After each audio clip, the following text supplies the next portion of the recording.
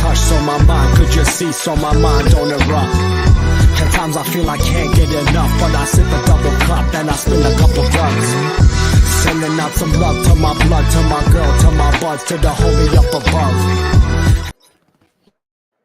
Oh, fuck. Man, I don't know what it is about this time of year. The eggnog. Sound of sleigh bells ringing through the air. The smell of fresh broken glass in the air. Yeah, it's Christmas in California. There's just something about this time of year that makes me want to give to the people I care most about. So being in California, that means I go into local retail outlets to do some smash and grab Christmas shoplifting. Taking from businesses means I have more gifts to give to the people I love. And isn't that what Christmas is all about?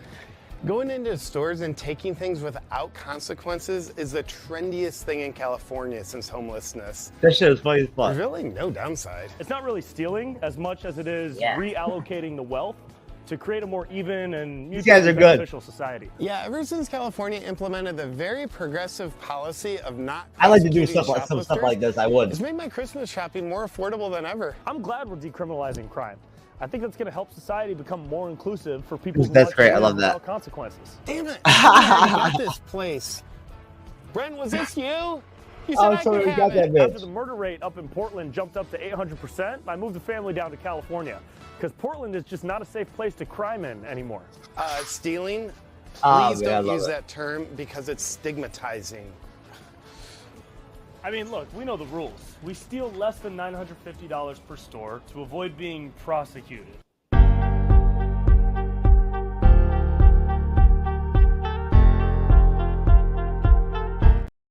There you go, folks. That is the new countdown to the MCU'S Bleeding Edge clock that I'm going to randomly just fucking pop up and throw up and whatnot and just pick a random number and just decide what it's going to fucking matter and like count whatever whatnot. Well, I'm going to decide that 23 this week is going to be 23 representing, the amount of like different variations of threesomes I've done. You know what I'm saying? Like the last 4 years, right? If you look at all the different variations and whatnot, it's about 23, right? The blend, you know what I'm saying? Because I like to be inclusive, right? You know what I'm saying? It's in my contract with the MCU'S Bleeding Edge. So, Cyber knows. What's up, Cyber? Hello. I was just telling everybody about how we have inclusivity contracts too, just like Brie Larson. Except ours are more like, making sure that we do threesomes. We have lots of different races and cultures representing, women and whatnot, all that. Right. The real diversity. Correct. You know what I'm saying? That matters. Inclusivity. Anyways, folks, thank you. It's a good thing that Cyber doesn't have his green screen up yet. No, it's actually not a good thing, to be honest with you. Cyber's good to see you, brother. We were worried about there for a minute. I was worried about there for a minute, man. I thought maybe you got sick again. No. I was like, fuck, Cyber's got COVID. Fuck.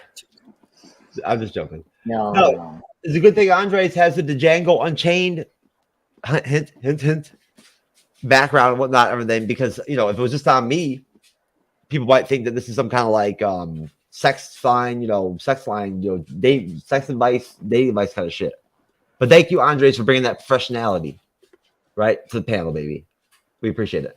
Folks, the MCU'S Bleeding Edge YouTube channel podcast is killing it these days. I'm even getting the podcast caught up. It's getting almost like to where it's equal again and whatnot, everything. We're bringing back the podcast, baby. It was dying. It's going to flourish again.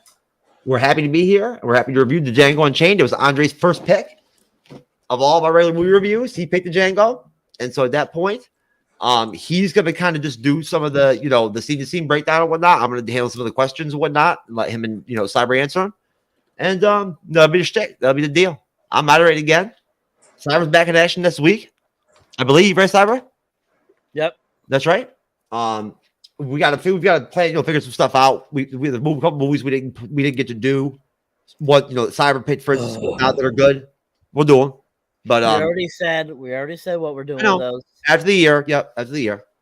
Either way, once again, I'm Jeff S, aka TrueKnowledge. I'm very humbled to be the co-host and original creator of the MCU'S Bleeding Edge YouTube channel podcast. I'm very humbled to be having a friend like Cyberneticshark that is also my son. You know what I'm saying? That's a hell of a combo in my life, right? I mean, seriously, that's some depth and layers. And on the panel, Cyber, good to see you again, brother. Sorry about you having the frozen, laptop issues and shit, whatnot. But it happens. So Andres, it's good to see you, brother. I know you're excited, right? You love using the Django Unchained. So hey, let's get actual. Let's do it, baby. Support the Video YouTube channel podcast. I think we're almost at 30,000 subs. Maybe who knows? Maybe tomorrow we'll be at 30,000. You never know. It just kind of sort of happens. Whatever. Usually Cyber knows before I do. But either way, Django Unchained, right? Livestream review. Let's get after it. And like I said, support the video. Support Cyberneticshark. Support Andre's individual content, which we'll plug the shit out at the end of the show. We love all of you out there and all the fandoms. And let's get it. If you don't like Django Unchained or whatever, whatnot, or you never watched it before and shit, whatnot, well, hey, you'll still probably enjoy the review. But either way, Andres, before I kind of flush out the cast and kind of drop like a, I guess like a plot summary or whatever, like I did, the last review I did. How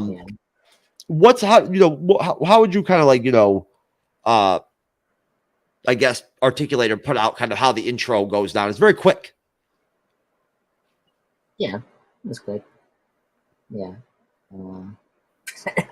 Anyway, I don't know what you're responsible with the intro. The intro is pretty good. So. No. Feel free, break it down. Yeah. No. I think it's a good way to start the show. So I think it's pretty neat. So, but I got that to say, I think it's a good intro for the movie reviews. Where we're gonna do, Fridays or whatnot. If the schedule is correct, because we got a lot of things to do in the pop culture stuff. We do, yes. Anyways, folks, so no, basically, when you look at the plot synopsis and whatnot, they give you on like Wikipedia, right? In 1858, Texas, I go by Wikipedia, I do. Brothers Ace and Dickie Speck drive a group of shackled black slaves on foot. Among them is Django, sold off and separated from his wife, Broomhilda von Schaft, a house slave who speaks German and English. And they're stopped by Dr. King Schultz, a German dentist turned bounty hunter who is, absolutely awesome Christopher Waltz in the entire film, dope as hell. And basically he is a bounty hunter / dentist, seeking to buy, kind of sort of Doc Holliday-esque, seeking to buy ownership, from the owner, and for whom Schultz has a warrant. For Django, for his knowledge of the three outlaw Brittle brothers, overseers of the plantation of Django's previous owner, for whom Schultz has a warrant. When Ace refuses to sell Django to Schultz and threatens him at gunpoint, Schultz kills him and shoots Dickie's horse in order to pin him to the ground. He advises the freed slaves to take the opportunity to revenge. Schultz offers Django his freedom and $75 in exchange for help tracking down the Brittles. Django and Schultz kill the Brittle brothers at Spencer Big Daddy Bennett's Tennessee plantation. In turn, Bennett pursues them with an armed posse. Schultz ambushes the posse with explosives, and Django kills Bennett. Feeling responsible for Django, Schultz agrees to help him find and rescue Broomhilda, and Schultz trains Django to become a bounty hunter. They return to Texas, where Django collects his first bounty, keeping the handbill as a memento and for good luck.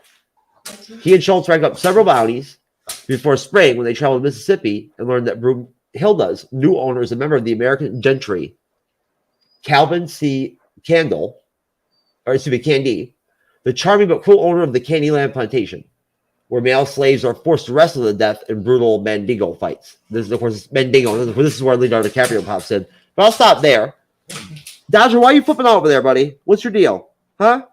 Stop freaking out. Anyways, folks. So that's the intro. Sort of, I guess you could say, quasi. Like, from a visual standpoint, Christopher Waltz just kills it. I mean, anybody who is going to have their opinion about these films, the Django Unchained, whatever it is. They're going to like certain characters more than others. Everyone likes certain actors and actresses. I love Christopher Waltz. I just think that he's so good. Pretty much, I don't think I've ever seen anything where he's been bad. I can't think of anything. Spectre. Well, no, that's what I'm saying. I can't think of anything. I was figuring that probably you guys would know if there would be anything else. I've never seen him bad in anything. I haven't. I didn't see Spectre. So, just to interrupt, like, he's not a bad actor in the 2 Bond films in the Craig era. It's just like he was miscast. The writing with the the Blowfield that Waltz played him in the last 2 Craig films were just got awful. So yeah, that was like maybe the only time I was like, okay, I don't think Waltz really fit in that universe. Plus, they were trying too hard to, like, especially Inspector. They were trying too hard to mimic it, make it, replicate the Skyfall success back in 2012. So yeah, but none of that. Christopher Waltz, a great actor, amazing. I mean, his performance as Dr. Schultz is probably one of the best, supporting characters that Tarantino has created.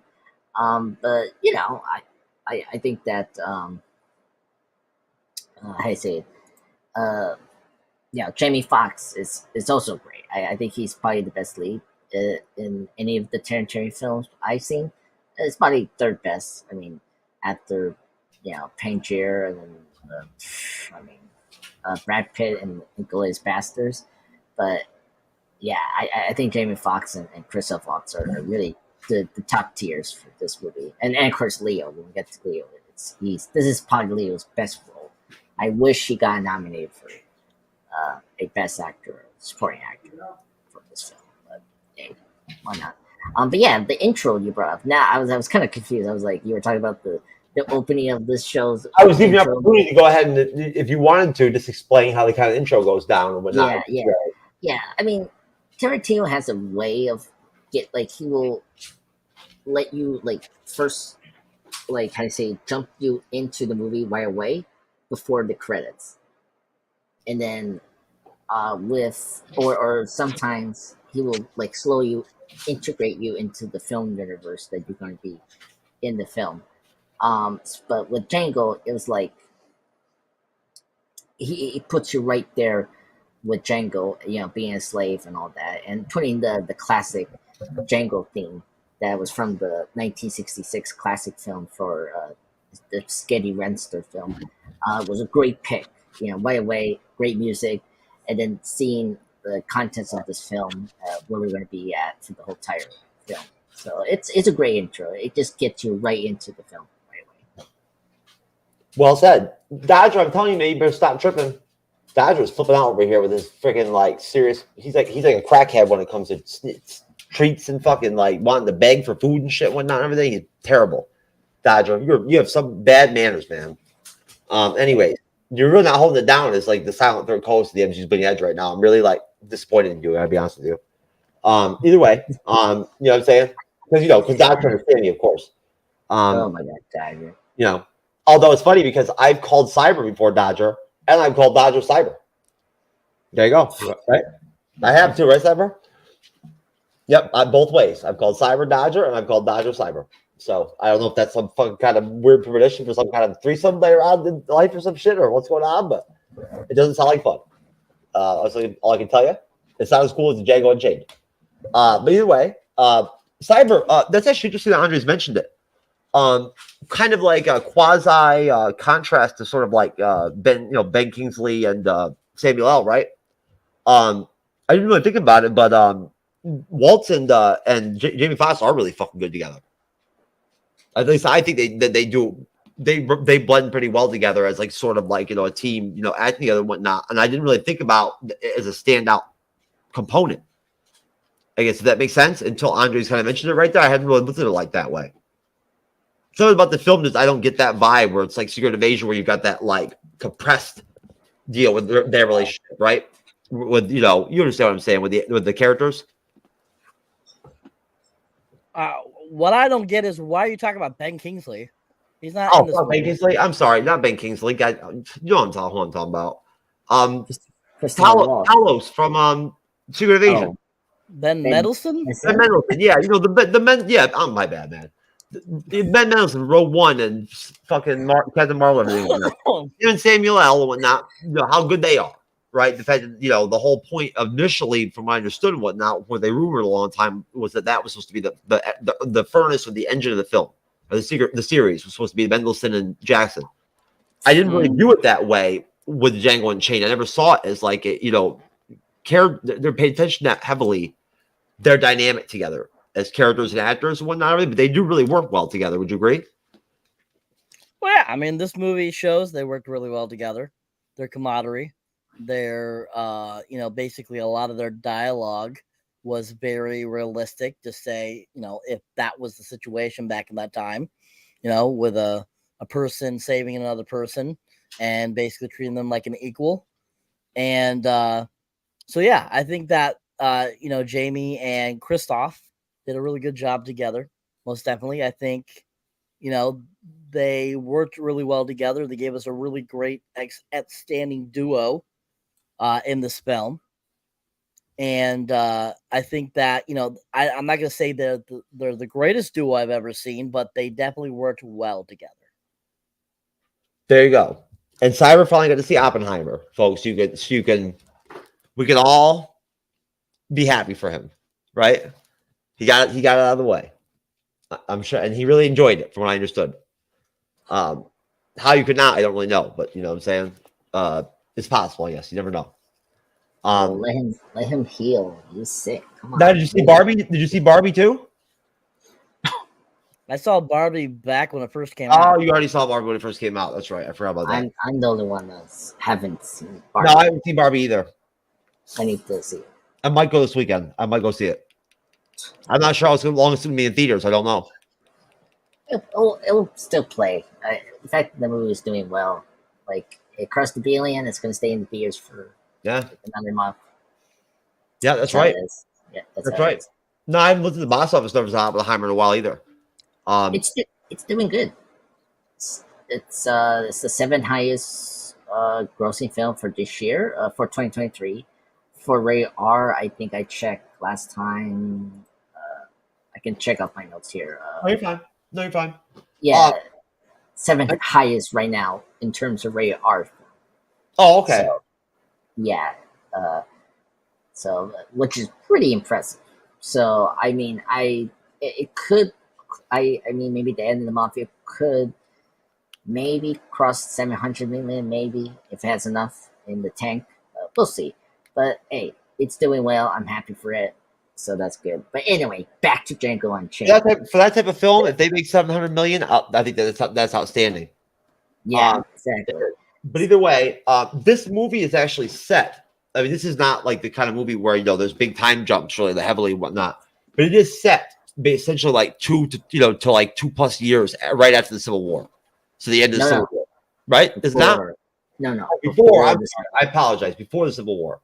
Yeah. So essentially, the whole shtick with essentially Waltz's character, as a bounty hunter and as a dentist, Dr. King Schultz, he's appalled by racism.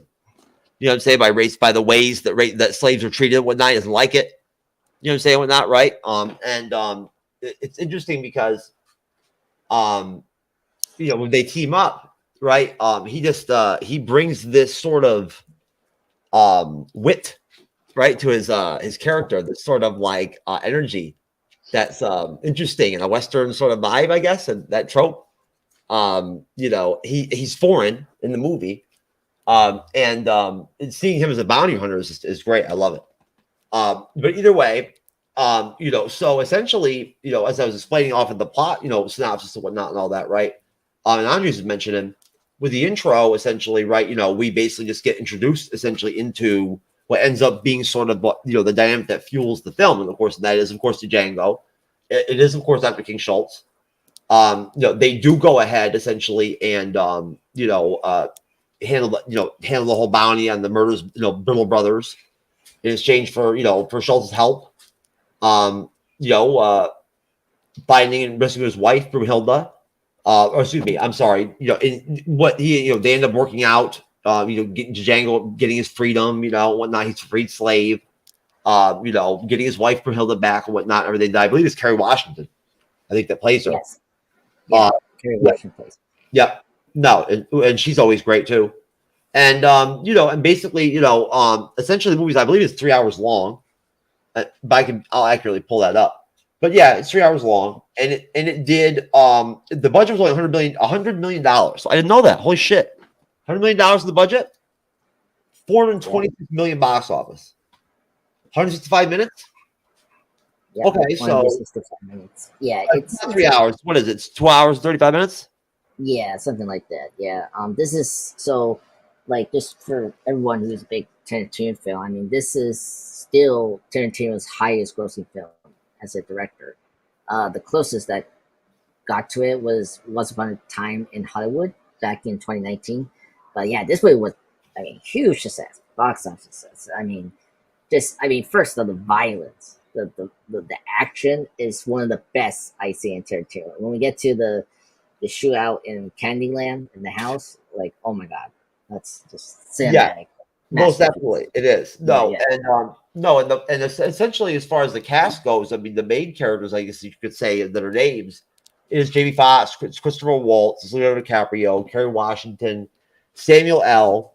Walton Goggins, right? Yes.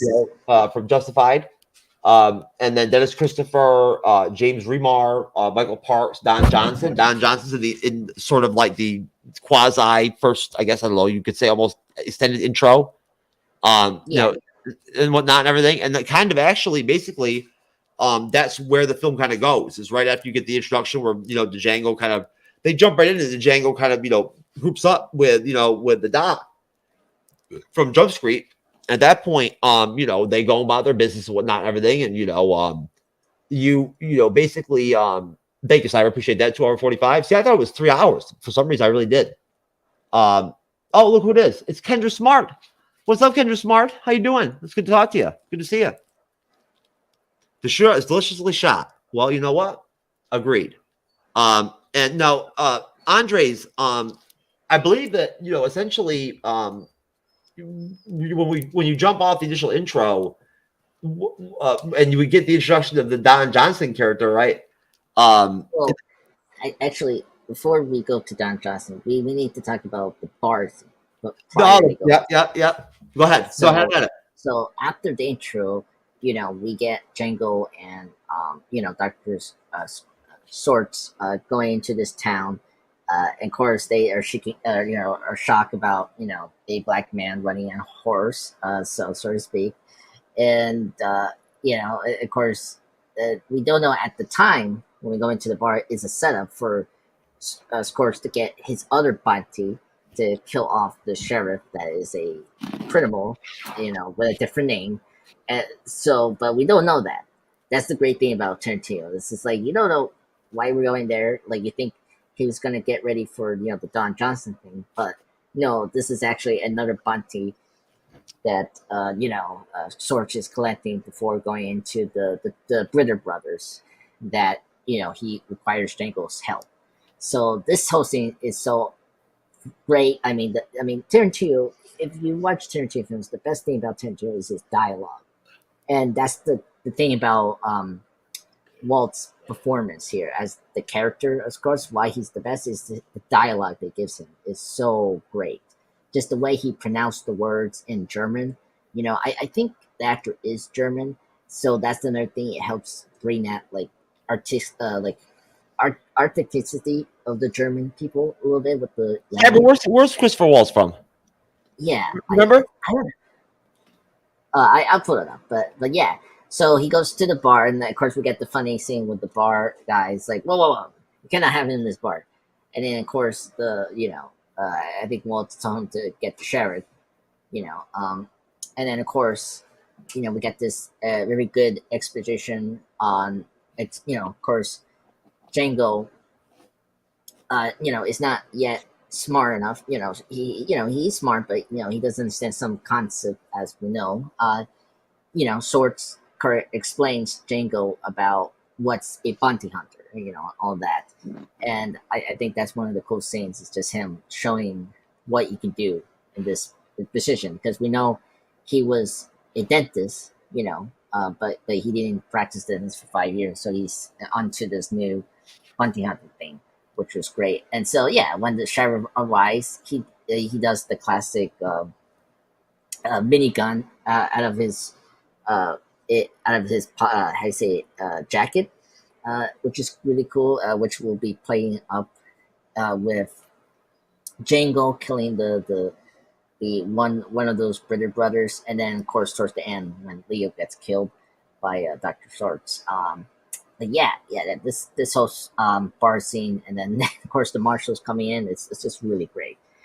Just another way to show like how Dr. Swords handles situations in the wine. You know how he's like, okay, don't shoot me. I have there's a reason I shoot. You know this. No, this no, sheriff. it's almost farcical. Yeah, It is. exactly. No, You know. no, it is, and Yeah.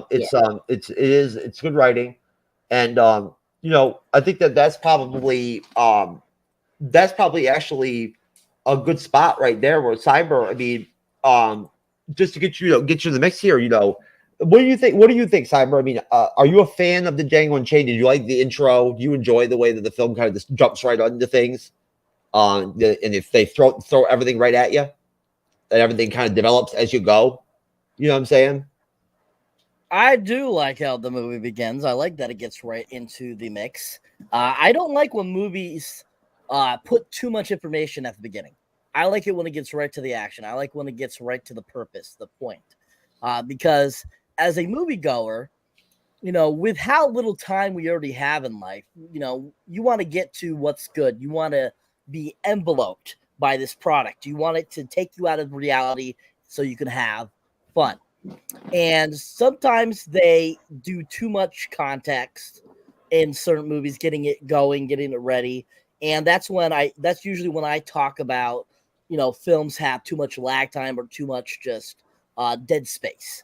And I like what Tarantino did here by getting it right into the mix. He gave you just enough information to understand where the Django was coming from, what he was up to, what kind of his plan was, and kind of gave you a brief idea of what Christoph Waltz was in for, what his idea was, what he was trying to get to, and they came together very quickly, which made it really enjoyable. And them getting right together gave you more of the movie to enjoy those characters. And that's what I loved about how this movie starts out.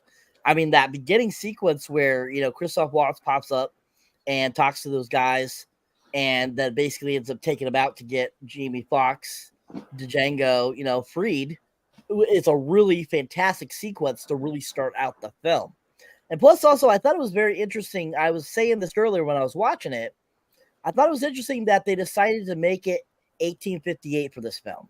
Like, why did Quentin Tarantino decide to do it 2 years before the Civil War? Like, was there a reasoning behind that? Because, of course, as we know, during the Civil War is when they finally made the declaration of freeing slaves.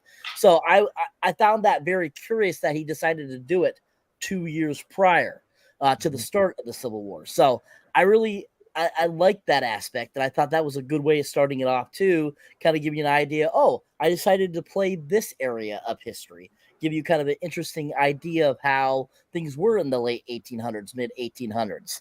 And I thought it was a really good start to the film. Yeah, no, I agree. Yeah, I think it's because for story purposes, you want your characters to face a lot of turmoil and conflict that Django has to face as a minority person, and I think Tarantino does nail that correctly.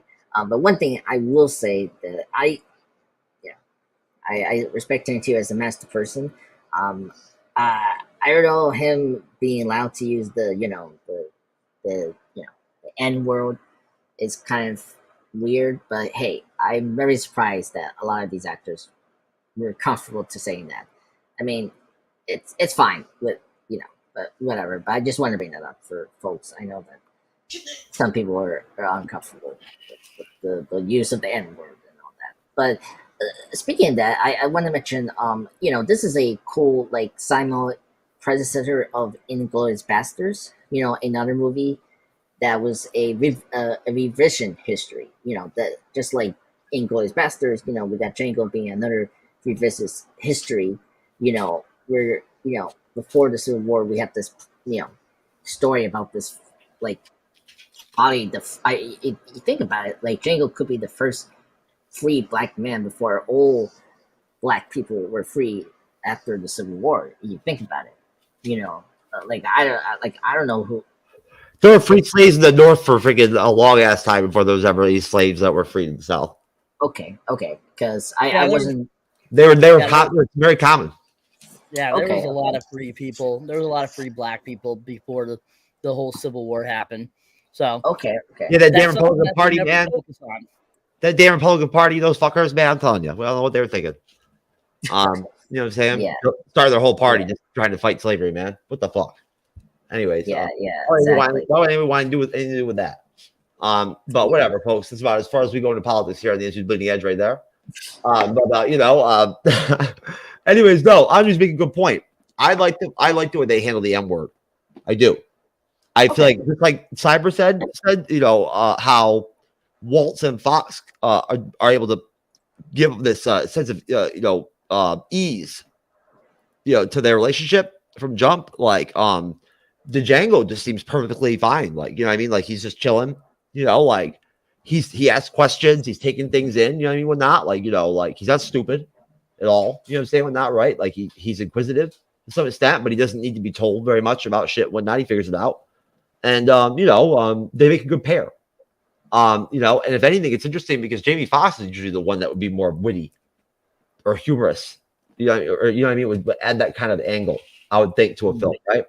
But in this movie, he's more of like the straight guy. Yeah, he is, and which is interesting. It's kind of interesting to see him in that kind of role, like that, And I think it shows a lot about Fox's chops. You know what I'm saying? Well, not to some extent, right? But no, I love the use of the N word the way that they do it. No, I don't love the use of the N word. I love the way they handle it because they do it the same way with ease, right? There's no hesitation. There's no fucking faking it. They say it the way that I would assume how people would say it back then, right? I would know, right? Yeah. No, Cyber, doesn't it seem very fluid? Like, I mean, that they try to make it that way. If I remember correctly, when the movie was coming out, Quentin Tarantino made the mention that they tried to use it.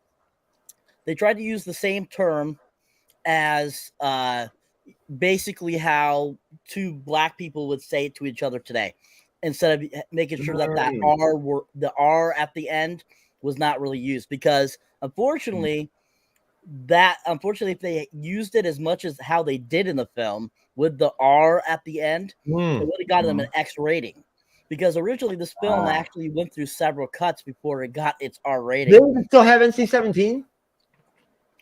Well, NC-17 is not really relevant anymore. It's either X or R really these days. NC-17 kind of gone away. That's too bad. We could have fit into that. But if I remember correctly, how they do it in the film, how they use that word, they do it very tactfully, and I think that was smart on their part. And definitely something that I'm sure Quentin Tarantino himself was, looked at this like, well, I probably should, think of this as a better way of doing this versus, just the regular way. So, I definitely think that, it was definitely used how they used it back in the day, or the people that used it that way anyways, because there were hundreds of people, thousands of people around that time that did not use that word. So, and there were different variations. Yeah, sure. There were, because I've read quite a few books about the Civil War era, pre-Civil War era, what it was like and whatnot, and afterwards. There's a great one called The Trail of Tears. Not The Trail of Tears. There's a book that I've read about now that talks about what happens after the Civil War in the South and how slavery kept on going, basically. In a way, basically, but just, that's for another conversation. As far as I think it's important to point out, Cyber, I don't want to draw too much attention to this, but honestly, just the fact that nobody cried out about it, or nobody was bitching, or made a big stink out of it, whatever, whatnot, right there shows you that he did a good job with it, how they handled it. Because if you handle that wrong, right, it could be a spectacle, and I don't think that would be beneficial to your profits at that point. I don't see it being positive. the kind of spin you want. You know what I mean? What not the attention you want to have. But as far as if you can see, folks, as far as this is Tarantino kind of just basically discussing why the development of the film. In 2007, Tarantino discussed an idea for a type of spaghetti western set in the United States pre-Civil War, Deep South. He called this type of film a Southern, stating that he wanted to do movies that deal with Americans' horrible past with slavery and stuff, but do them like spaghetti westerns, which is actually kind of neat now I think about it. Not like big issue movies. I like to do them like they're genre films, but they deal with everything that America has never dealt with because it's ashamed of it. In other countries, I don't agree with that, but in other countries, don't really deal with this because they don't feel they have the right to. What? All right, whatever. Well, I'm not going to even talk about what I think of that actual statement, but so anyways, Tarantino later explained the genesis of the idea. I was reading a book about Sergio Corbucci, where he come up with a way to tell the story. I was writing about how his movies had this evil Wild West, a horrible Wild West. It was surreal. And I think this actually kind of like radiates, like you said, Andres, into like, Hateful Eight kind of shit, whatnot too, and different films that he's done. But it dealt a lot with fascism. So I'm writing the whole piece on this and thinking, I don't really know if Sergio was thinking this while I was doing this, but I know I'm thinking about it now, and I can do it. So I know that's sort of that's his words. I mean, translating them, but that's essentially the antithesis of why he decided to make this film. Finished the script in April 26, 2011. Handed the final draft to the Weinstein Company. And October 2012, frequent Tarantino collaborator RZA, Wu-Tang Clan dude, what's up? Said that he and Tarantino had intended to cross over Django Unchained with RZA's Tarantino presented martial arts film, The Man with Iron Fists. And that's another conversation as well. But in general, overall, again, I'll play the trailer. I'm not going to go too heavy with the action scenes and whatnot, and everything, because they just end up cutting them. Or I have to get rid of them anyway. But I'll try to play a little bit of stuff. Either way, we evolve as we sort of Andres. Where we, how would you say that we kind of evolve? And what about Don Johnson? Come on now, gotta love Don Johnson, man. You know what I'm saying? Like, that surprised the shit out of me when I first saw him. Like, that's that Don Johnson. He looks great in 2012. Like, I'd never seen the movie until today, so yeah. Oh my god, I saw him there. He's great in Watchmen, the movie series. Yeah, and he looks like still look young in that show in 2019. Yeah, I'm watching that because I heard that it's not like the fucking Snyder film at all, and that bothers me, or like the comic at all. No. So not to stray away. No, I don't. No, I won't talk about it in the conversation. But that's why I haven't messed with it yet. But no, no. Just quickly address that. Like, see, the ending for Watchmen of Snyder is different from the book. This miniseries is a direct sequel to the graphic novel. So, but anyway, if you're a big Watchmen fan, like I get that. I do. Yeah, so I guess you're a Snyder fan. So, but anyway. No. But I like the Snyder version.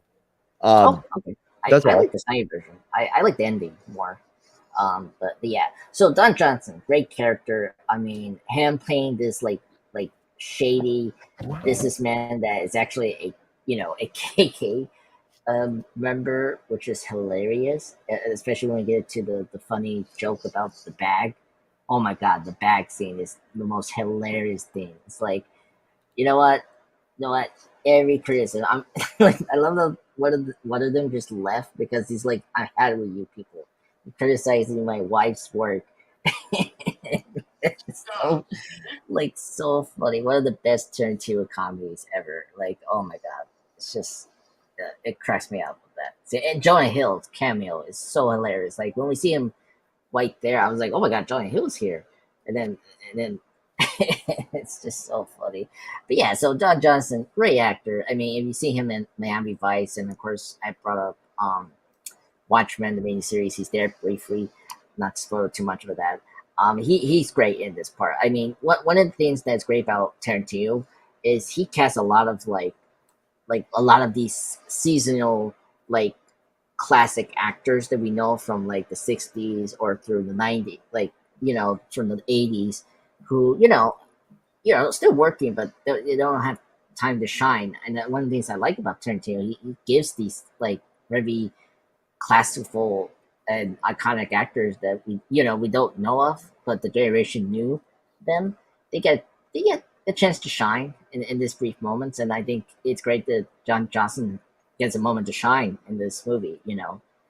Like I'm trying to figure out what, like Pulp Fiction, like Carvey Hotel, like he's the cleaner, and by that point he's already a famous actor, but his career was kind of slowing down in the 90s, and then he teams up with Tarantino, and he's like another part of he's so iconic in Pulp Fiction, or like Kill Bill with Bill, the actor.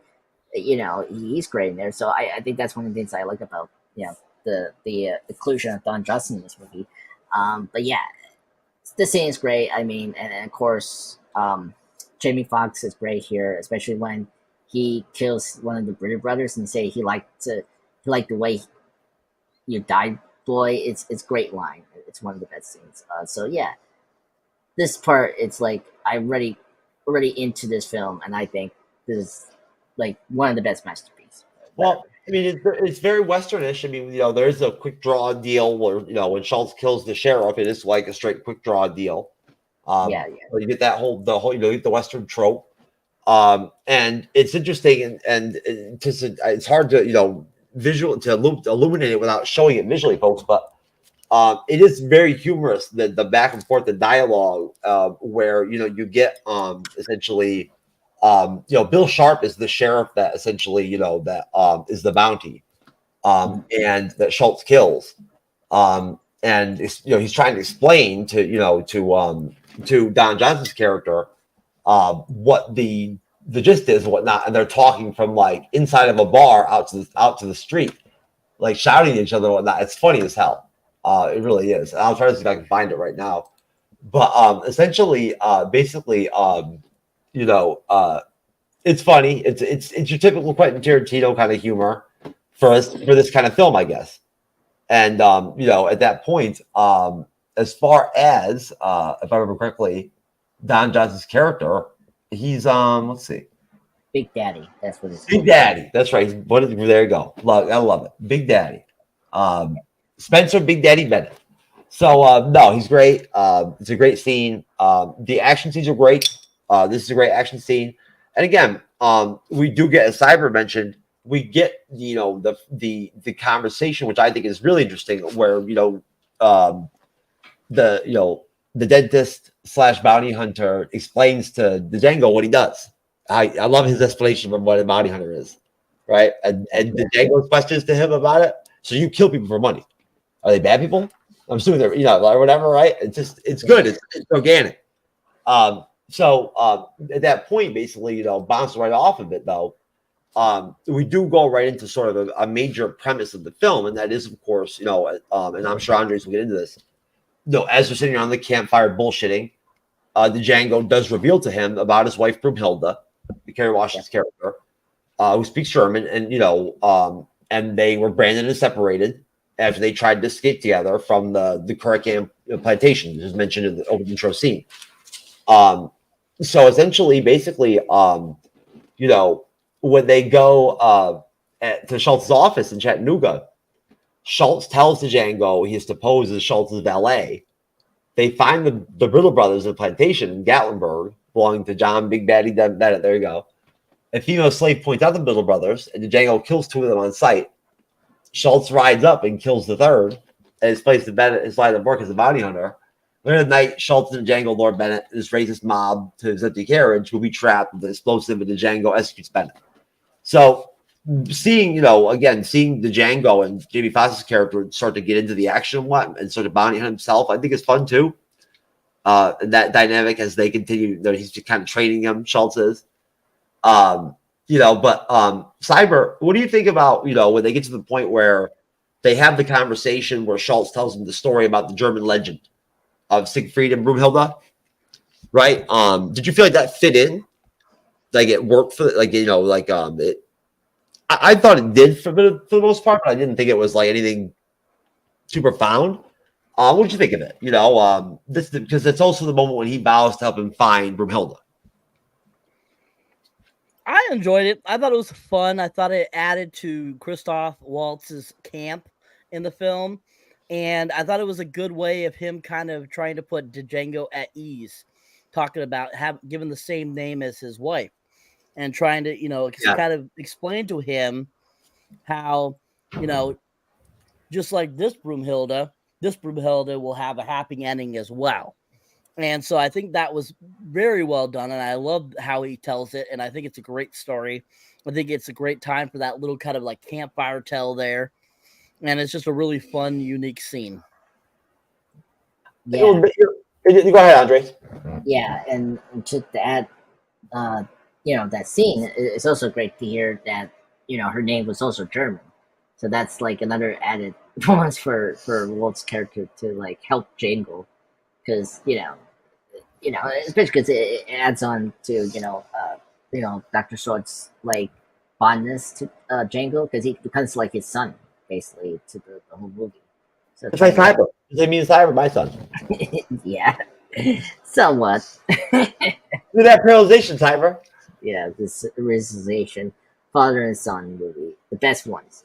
But yeah, I like that fairy tale like atmosphere, like especially how Django, like Dr. Schwartz is trying to explain to Django about this princess and how the happy ending, as Cyber was mentioning. It's like it's all great, character development. So if Cyber had a father and son fucking movie, it would be the dopest fucking movie ever. Just to be clear, folks, I just want you to know. You don't even know how we're talking about or what I'm talking about, whatnot. It's an inside joke, but still, I'm telling you right now, if Cyber and I had a fucking movie where I was Cyber's father, it'd be funny as fuck. Either way, it'd be funny as fuck. It'd be dope. It'll be liar. That's simple. It might even be as good as Django Unchained. No, I don't know about that. It would be a really weird movie, but I think everyone would watch it. Yeah, there you go. You know what? That's the panacea right there, Cyber. When we figure out that formula, right? And bottle that bitch. Hey, that's Bleeding Edge style, baby, worldwide, right? And we like that because that means tangible currency. That's not the kind of type I deliver occasionally, in certain situations and whatnot. Besides, cash with certain stuff. You know what I mean? But anyways, Jeff has TrueKnowledge. Who else calls me? What's up, Andrew? I know that's you. I'm assuming. Oh hell yeah. Honestly, folks, I actually am a member of the meetup group called the Comic Book Society of Florida, and I just want to shout them real quick and whatnot and everything. I enjoy the meetings and whatnot. They're on Discord now, and I just haven't been going to the meetings recently because I don't know Discord. And every time I try to go on there, I get fucked up. I don't know what I'm doing or whatever, whatnot. I've never used the platform. But hey, appreciate you. I don't know who you are, but thank you very much. And Andrew, it's good to see you, brother. No, it is. You're right, Cyber. It is a beautiful scene, without question.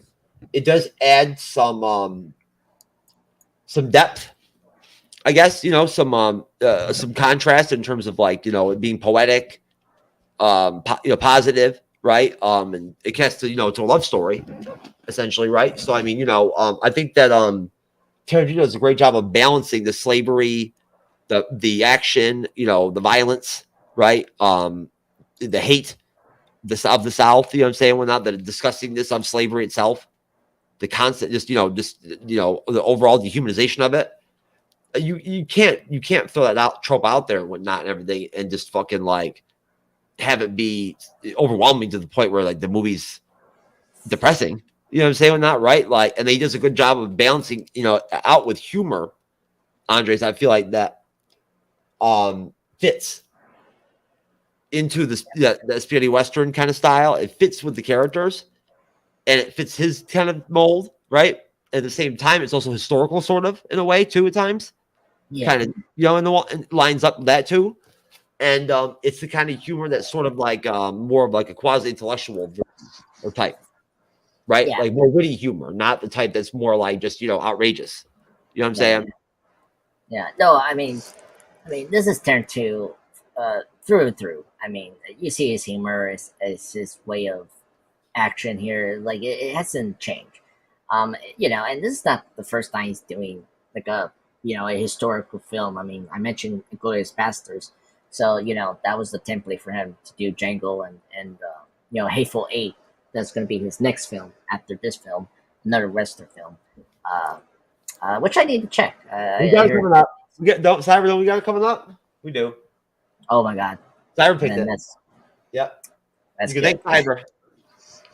Cyber, what do you think? How would you describe the humor in terms of the balance of the film? When you dipped out there for a minute, I was just mentioning how I felt like Tarantino does a really good job of not letting the pure dehumanization of slavery itself. You know what I'm saying? Whatnot, and like how that you can wallow into that almost possibly that trope if you go too deep, right? If you don't balance it out to some extent, because it is pretty disgusting.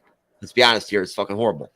You know what I'm saying? And like, and they don't pretend with it, they don't fake it, right? But he balances it out with a contrast of humor and positivity that's not like selling. It's not like fast food type. You get my where I'm going with it. I'm just saying the humor. Well, how would you describe it? The sort of like humor that we get in the film is I describe it as being like sort of quasi-intellectual, witty. So all of Quentin Tarantino's humor is from a very high society thought process. He does not take it lightly. He does not. His humor is at a very intelligent level. So, and no matter what Tarantino movie you watch, every one of his films has a form of comedy in it that is a very sophisticated level. And that's how he presents it in this as well. Just like with Inglourious Bastards, which dealt with the Nazis, just like with Jackie Brown, just like with, Reservoir Dogs, just like with any movie he's done, Kill Bill, so forth. That's how he does it. It's a very intelligent comedy that it delves into being, making fun of horribleness, but at the same time, he keeps it at a level where it stays kosher with it all. And not saying that this is good or this is bad, but that definitely this is something that is not right in that, but you can still make fun of it. That's what real comedy is about, and that's how he keeps it. No, most definitely. And, I think you'd agree too, Cyber, that if you don't balance it out, right, you're going to end up with a depressing movie. It's not going to be entertaining. You know what I'm saying? Well, now there has to be some sort of like, balance, I guess, almost, right? It's not Seven. It's definitely, this is just a much more, I'd say so. I couldn't even imagine Tarantino fucking directing Seven. No. That's weird. And speaking of, Saber bringing up, like getting into the next scene, after, the plague chasing scene is done, we get the booby trap that Swords do to, kill John Johnson's character, Big Daddy. And of course, this is the KKK. And this is where Cyber brought up, an intellectual humor that he was talking about with Tarantino as how we make the KK funny in the scene, not making it too like depressing or dark or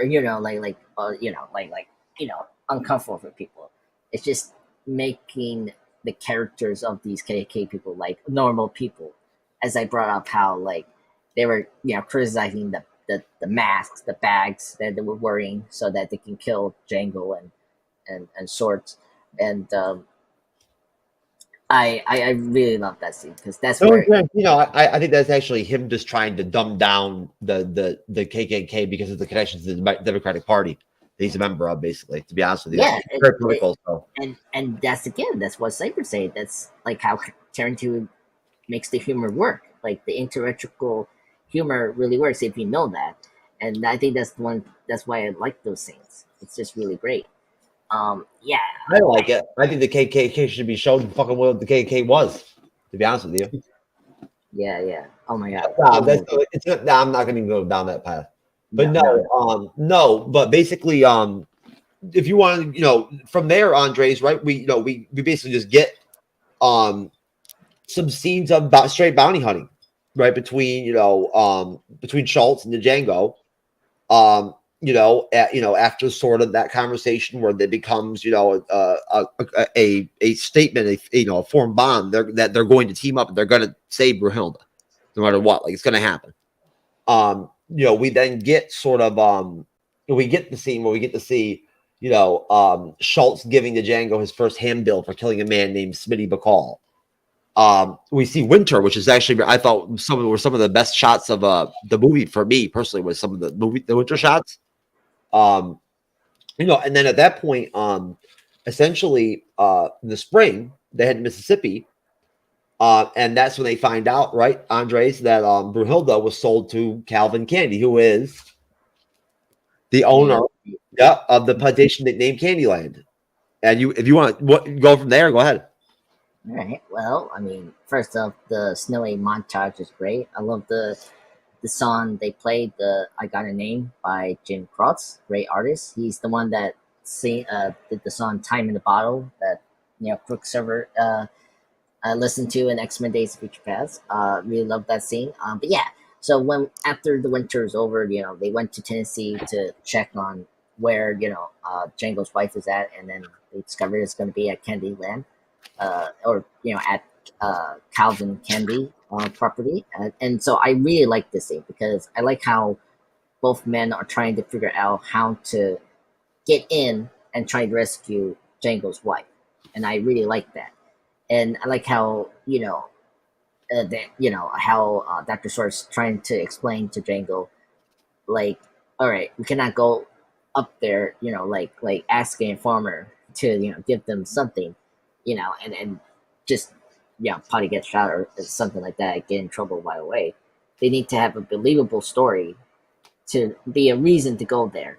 And I really like this discussion because it just shows how both men know how to help each other and like how to like at least give Candy a reasonable reason to talk to them and let them go to the plantation. So in this case, pretending they're both men interesting on what was it called in the film, the Mendango fights, Yes. right?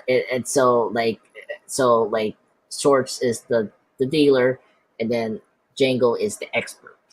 And so so I think this whole scene is just really great, setting up pretty much the whole film, because like it I want people to know that this is a Tarantino film, but like this film is very long, and like half of like whole film is like we're like at the the Candyland plantation, seeing them walking to that destination, because the whole plot is Django trying to rescue his wife after learning to be a bounty hunter. So so this is the next portion where it's very long, but like it's all good. But I think this scene's really great. I just always get excited to get to see Leo, because when we get to Leo, that's where the movie really hits its stride.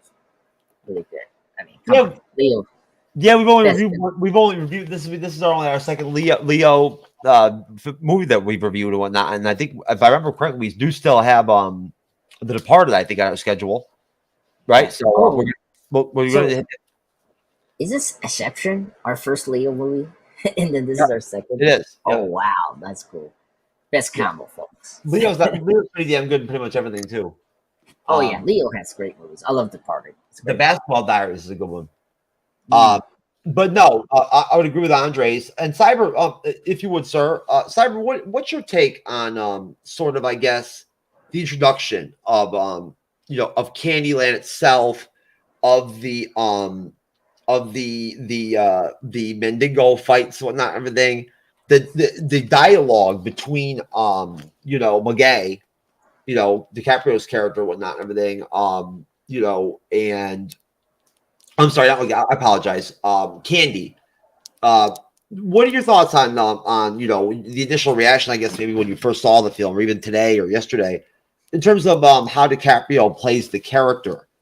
And I feel like that initial conversation where they all sit together and talk is really interesting. It is, in a way. It's interesting. What are your thoughts? Oh, great. So you're welcome. And so yeah, I mean the introduction to Leonardo DiCaprio's character Candy, the Mendigo fights and all that kind of stuff is very it actually kind of draws you in. It like is really intense, but at the same time, the dialogue is so amazingly done and so well worded and so like pulling you in, wanting you to listen to every single thing that's being said. It really is very well crafted, and that's one thing that's great about Tarantino is that he is so good at writing dialogue, and he has great conversations that he writes up. And you know, the introduction kind of to Leonardo DiCaprio's character of Candy, it kind of is like that. You know, I mean, you have that great kind of essence of seeing exactly kind of, you briefly kind of understand like where Leonardo DiCaprio kind of is, like what kind of person he is. And you could tell there's something sinister about him, but they keep it locked up. And you kind of see that progress throughout, you know, as we see him and kind of their interactions with him, you kind of see it build up and build up and build up. And I think that comes to testament of how good, you know, Leo is at, you know, performing. And so as soon as I knew he was in this, I knew he was going to be good. I love him. I think he's fantastic. You know, for everything I've seen him in, I always enjoyed him. I mean, even from the very first movie I ever saw him in was Critters 3 back in, you know, 1991. And, you know, it's one of those films that, you know, it's not the greatest film, but he was really good in it. I really enjoyed him in it. And even his performance in Quick and the Dead, which is, I think, by far one of his greatest performances to date. He was amazing in that film, and I knew exactly that he was going to be for his age. Yeah. No, acting wise, all together. I don't care what his age. All right. Okay. Hey. And you know, I knew that he was going to be good in this, and I love how he delivered the character. I love what he brought to Candy, and I like how he kind of had the relationship he did with his black servants and his black slaves, how he had it, and kind of like he was kind of nice, but you knew there was something more sinister there. And I like how they did that, and like how they made him seem like he was a really proper Southern gentleman, but really he wasn't. He was really a more sinister person behind that, and we get to see that later on down the road here in a few scenes down. And I think that they just did a good job with that, introducing him. And I mean, how he deals with the runaway fighter guy, that scene right there shows you that there's something more sinister there, you know, with how he has the dogs attack and kill him. And just how Christoph Waltz, how he feels as he's watching it happen, and it just disturbs him so much, just was very like realistic. And very much like how I'm sure there was several people back in those times that hated slavery. They hated, you know, this kind of stuff happening. And, you know, I like that they had that element in it and kind of keeping it more realistic, you know, versus all just panning it as, oh, you know, there's so many bad white people out there. They didn't draw on that. And I like that. And I like how you know, Leonardo DiCaprio, he kind of his character, how he's trying to be the Southern gentleman, but really, is he really Southern? Even though he was born there, he doesn't act really like he's Southern. And I like that what Leonardo DiCaprio did with that too. And as soon as they get to Candyland and Samuel Jackson's character comes out, like what happened there with Samuel Jackson? Like, what made him be such a freaking just dickhead? Like, this guy was literally like everything that Django did. It's like, he's bad. He should be in trouble. This and that. It's like, what happened to you, brother? What happened to you, man? Like, why are you this way? And you kind of like, you hate and like Samuel Jackson at the same time. But at the same time, it's like, why did they make him look so old? Why did they make him like he was kind of like decrepit almost? And you know, I was talking about that earlier, and I'm just kind of like, why did they make him look like that? I just don't get it. But I guess he was supposed to be like an older, you know, slave or whatever. But still, I like his relationship between him and DiCaprio, where he's like telling him everything. You're just like, dude, you are just a huge tattletailer. Like, what the hell is wrong with you, man? Like, That's supposed to be your friend, your brother that you're supposed to be sticking up for because he, you know, and it's just like kind of funny like how they played that out with that character. But just like how they introduced kind of Candyland, you're kind of like you kind of come on it and you're kind of in awe because like it does. It's very much like you would go to somewhere that was like almost like an amusement park where there's all these different things you can do, and all things you can get there. You can get anything you want there. So I think that's a really great introduction to Leonardo DiCaprio and a really great introduction to just like that part of Mississippi that they're supposed to be in. Well, not only that too, but it's also in a way it brings historical accuracy to the film because in all reality there weren't millions of slave owners. It didn't work that way. You know what I'm saying? And whatnot, and they were all very individualistic. I read the books, so I know they were. That I'm not saying they're like this film, but they were all very individualistic in how they would go about the way they would handle things. And I'm not trying to make light of anything here. I'm just saying that was how things were, right? Property. That's what slavery is. So at that point, ownership. You're going to have your own, personal way of handling it, whatever. But I feel like I have to give credit to Quentin Tarantino because his politics may be whatever they are, but he doesn't inject them into his films in any way, shape, or form that takes away from the entertainment value of it, right? Or like pushes away someone that's maybe not of the same ideological, direction or narrative and whatnot that he has or whatever, right? You don't come into the movie and whatnot and you'd be appalled, right? Or be like, what, are you fucking kidding me? You know what I'm saying? Or some shit or whatever. Like you're able to still be entertained, but he still gets his points in. You know what I'm saying? Like he's still give the man his credit. He believes what he believes about history and whatnot, where America's at and whatnot and everything. And he's not afraid to put it in the shit. He just does it in a way where it isn't stupid or like fucking Brie Larson type action. You know what I'm saying? And that on a speech there at the Oscars or whatever, whatnot, or you know what I'm saying? Invasion or entire performance in fucking Captain Marvel, whatever. Or or of course, this. I mean, Jesus Christ, what can you even say about that? I think you need to change that to the Secret Invasion show in general. Shut up about Secret Invasion, all right? Look, I get you fucking hate Secret Invasion. All you guys hate Secret Invasion. I don't hate it, so. You brought up Secret Invasion in this review. I think Secret Invasion is not that bad, so I really don't. The finale just sucked. Anyway, what a surprise! Another Marvel Disney Plus series has a shitty finale. Anyways, but no. Andres, what do you think? The introduction of Leonardo DiCaprio into the film, where I guess you could almost essentially, I mean, he is sort of the villain of the film in a way. If you want to view the film with that formula, I don't know. I didn't personally when I watched it. I didn't see it that way. Really, I didn't view it with that lens. But he is sort of like he does culminate, as Cyber kind of mentioned. He is twisted. He's a fucking sick fuck. Not right, and he's like probably a version of like what would be like the worst, almost of like the type of slave owner, right? The type that would do crazy shit, and like fucking go beyond human lines and whatnot, even more. What do you think of how he portrayed the character, and then the dialogue, and Cyber, great job pointing out that how Schultz does get like that. He has to almost fight himself to not, he's appalled having to see what he's seeing in front of that room. And I think it was fucking weird. That room's so tight. To have that fucking happen right in front of you like that and shit, whatnot, it's fucking weird, man. That better happen. Yeah, I think for me, this film has three antagonists. We got Leo, Samuel L. Jackson, and Goggins. I think, Candy is more like Dr. Short's enemy, where Goggins and I think Samuel L. Jackson is like Django's enemy.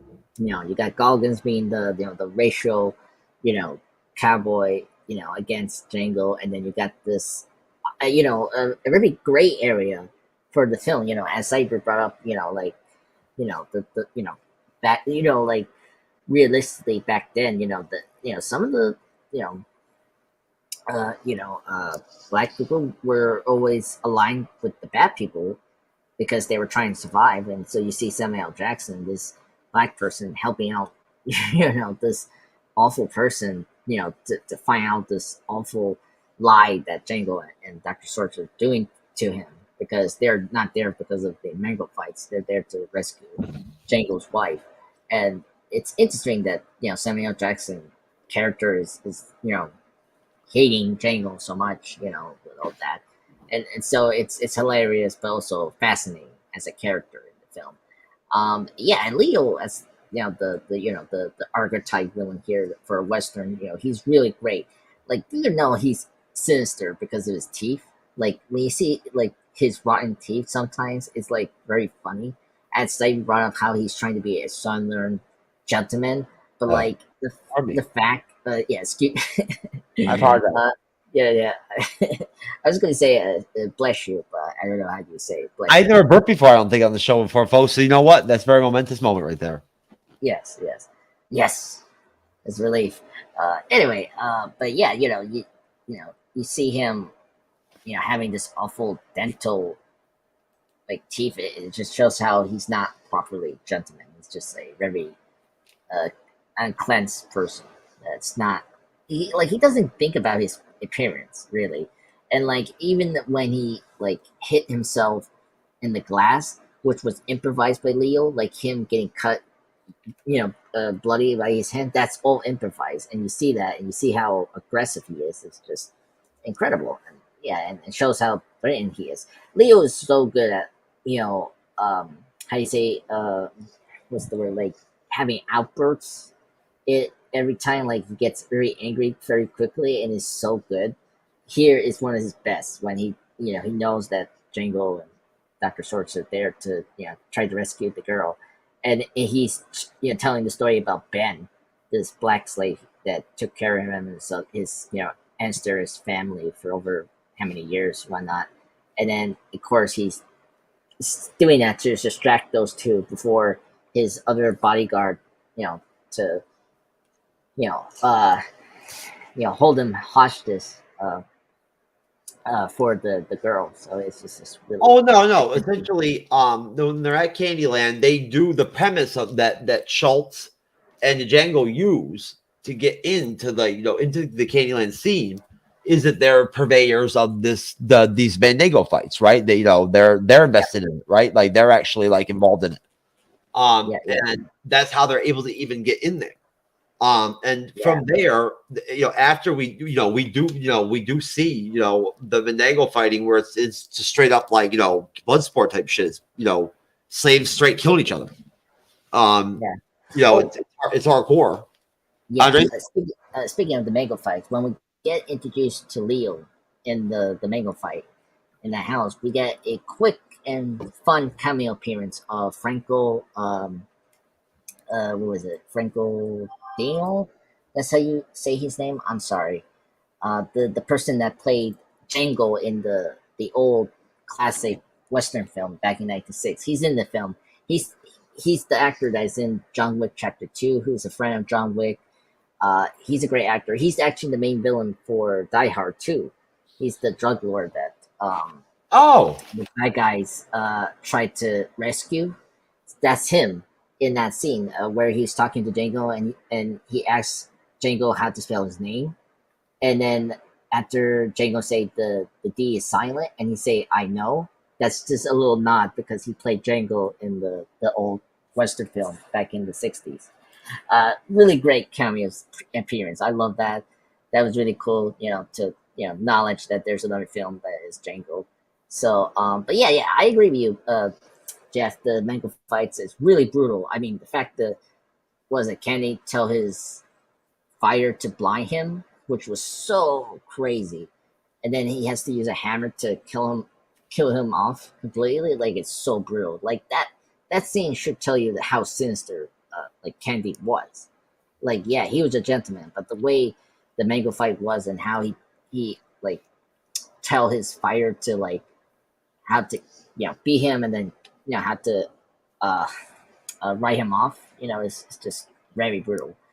No, Yeah, what I thought the first time, when I thought about it, I was like, in contrast to like Gladiator, right? Roman times, the the pit warriors, the pit slaves were treated better, right? At least they were given a chance. You know what I'm saying? At times, you know what I mean? Like, in a way. Um, yeah, but either way, I mean, things do basically just escalate heavily at that point. Although everything is set at Candyland from then on, it really is pretty much that is the story. That is the setting, whatnot, right? There is not a lot of like heavy, traveling, you know what I mean, or like movement in terms of geography throughout the movie and whatnot, which I think works for the movie. I do. It's very grounded. You don't get a lot of map exploring and whatnot. no. But no, we do, at that point essentially start to like get to know and find out about kind of Candy's team. One being his lawyer, of course, who is Leonardo Mogai. And basically he is played by he's one that they actually he's played by Dennis Christopher, who of course was in like Fade to Black, in Chariots of Fire. And basically we do see, again, the interactions with Candy and his actual slaves, what he's like personally to some extent and whatnot. We get Samuel L's character, and basically, as appalled as Schultz is, in order to stay there and maintain, and get Broomhilda out of there, and because Candy sort of, he's not stupid. You know what I'm saying? Like, he's suspicious of them almost from jump, I believe. Almost to some extent, like, doesn't feel like they fit in, maybe. I know. And kind of questions him a little bit when not. He pays $12,000 to purchase a fighter, and essentially the next day, Candy, the squad, and they're who are sort of all skeptical of the Django, they have a tour, around the plantation grounds, and Candy orders a runaway slave named the Artigan to be mauled to death by dogs, which is pretty fucking gruesome. Back at the house, one of the house servants, Stephen, reveals Broomhilda is being kept in a cellar, like, as punishment for trying to escape. Probably to get to, I believe, to get to, to the Django, probably. And, Candy orders her release when Schultz asks to see and speak German with him. And at that point, we do get Candy's sister, Laura Lee, presenting Broomhilda to Schultz upstairs. And it's neat how the German aspect of Schultz then really applies well with Broomhilda, with being able to speak it as well. That sort of falls in place in terms of the fact that, speaking in German, Schultz tells Broomhilda about their mutual friend, and she faints when she sees the Django emerge. And, sort of from that, right around that point, Andres, before things escalate into actual full-blown fucking warfare and shit and whatnot, right?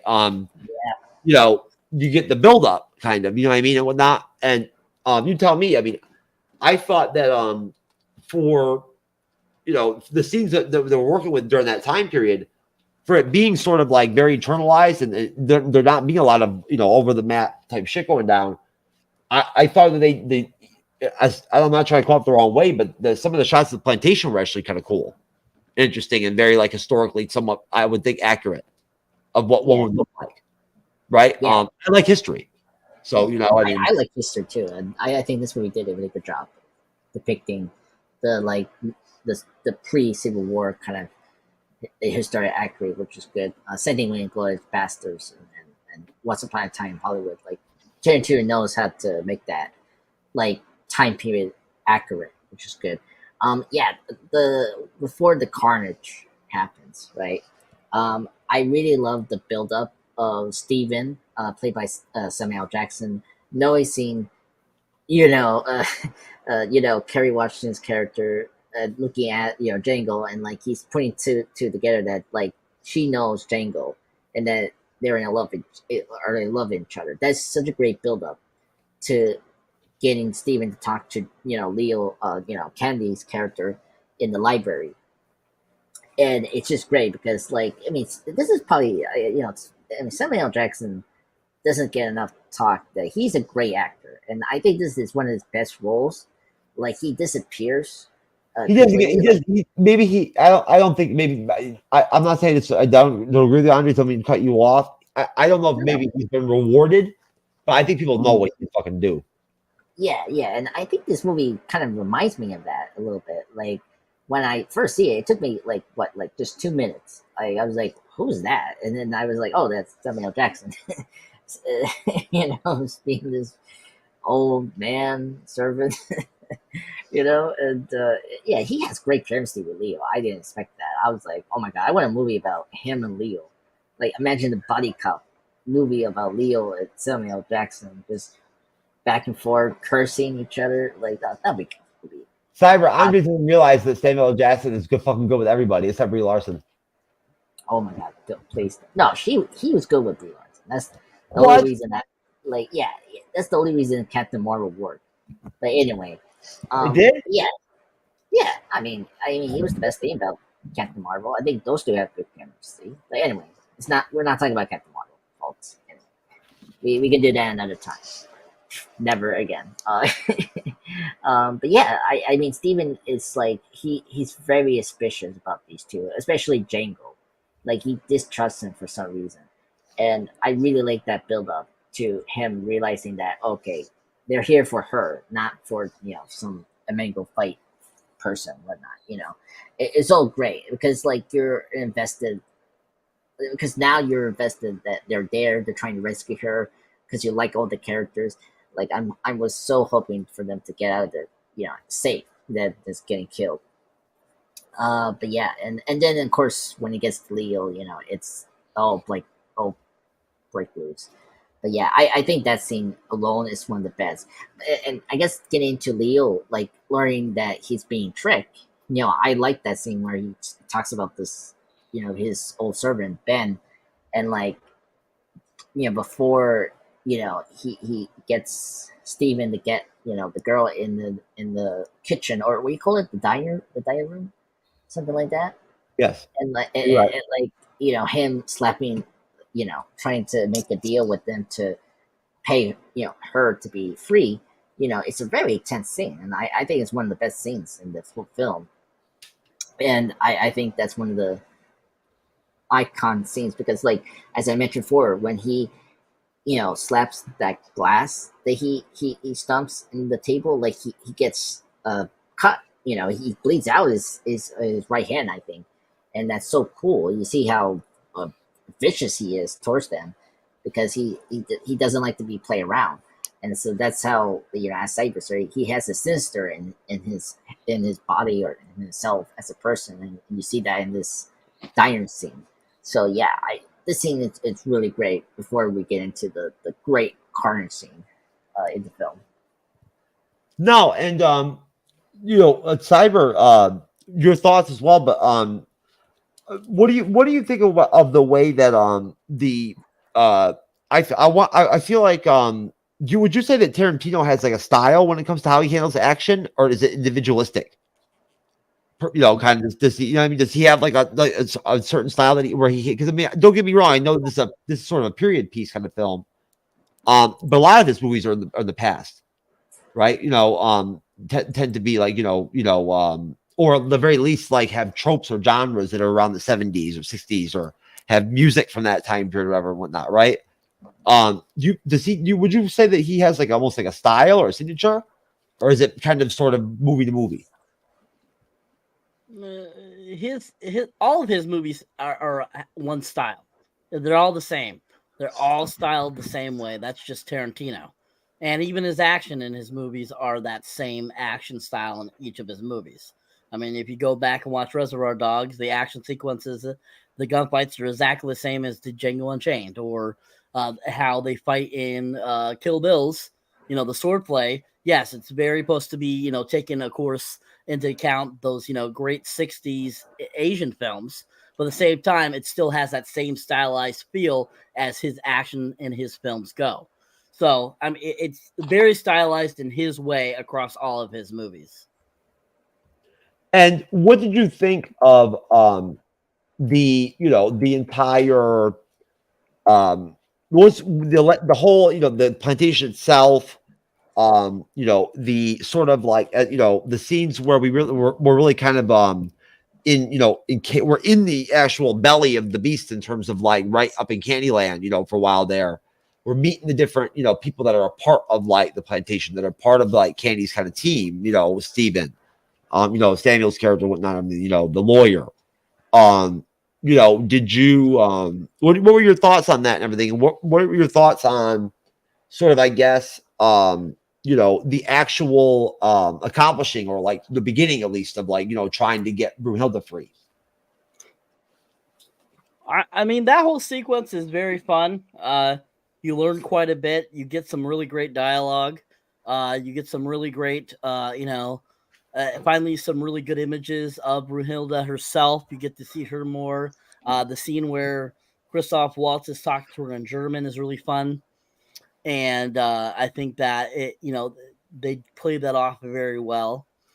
And I think that just that whole sequence really shows you kind of an idea of what Southern hospitality, Southern living was for, back at that time. I don't know how accurate it was, but it gave you kind of a sense of how the slaves were used, how the slaves reacted, and all that kind of stuff. And, I mean, definitely, it's a very colorful sequence of the film too, as well, with a lot of great dialogue, especially with Leonardo DiCaprio's character, with James Remar, with Dennis Christopher, with Jamie Foxx, Christoph Waltz, and they all work so well together and give us a really fantastic introduction there. That was really fun, and led into some really interesting things as well that were very enjoyable. No, and it kind of has to work. I mean, since they decided to basically stage the whole, second, 2/3 of the final film are all one spot, basically, in one big area, in Candyland. You got to sell it. It's got to work, right? It's got to do something, or convey the story, or do something to entertain people, to give some kind of context, something. And I thought they did a good job with it. And I think that if anything, possibly maybe the writing being so damn good and the acting being so damn good almost takes away some of the shots and the cinematography at times. I felt like maybe people didn't pay attention to it that much, but I thought it was really good. The southern part of the United States is beautiful for the most part. It really is. A lot of the areas, it's very pretty, at least in my experience. But Andres, what did you think? Besides the Bendigo fights, and going beyond that, when we dig deeper, into sort of the this sort of like depiction through the plantation itself, which I believe is sort of to be like a symbolization type of thing that he uses as a device, sort of, right, to kind of like umbrella, sort of like what depict slavery and kind of compact it. Or like, you get what I'm saying, like, right there. What did you think of, how they, the introduction of Broomhilda, the beginning of the attempt to free her, right? It's interesting, that, I believe that I like love stories. I do. And it's like during Secret Invasion, I hate to say it again, I love the love story part. I did. I know. No, I mean, love the Django Broomhilda dynamic, right? Like that trope of like, I mean, the slavery deal is what it is. But that trope of like, the wife or the husband that were taken away, or that lover that's been taken away from the lover for so long, whatnot, and everything, and they can't see each other and whatnot, right? It works for me. It always does. Yeah, I agree. It's funny. Yeah, I mean, the love story from Secret Invasion was the best thing about that show.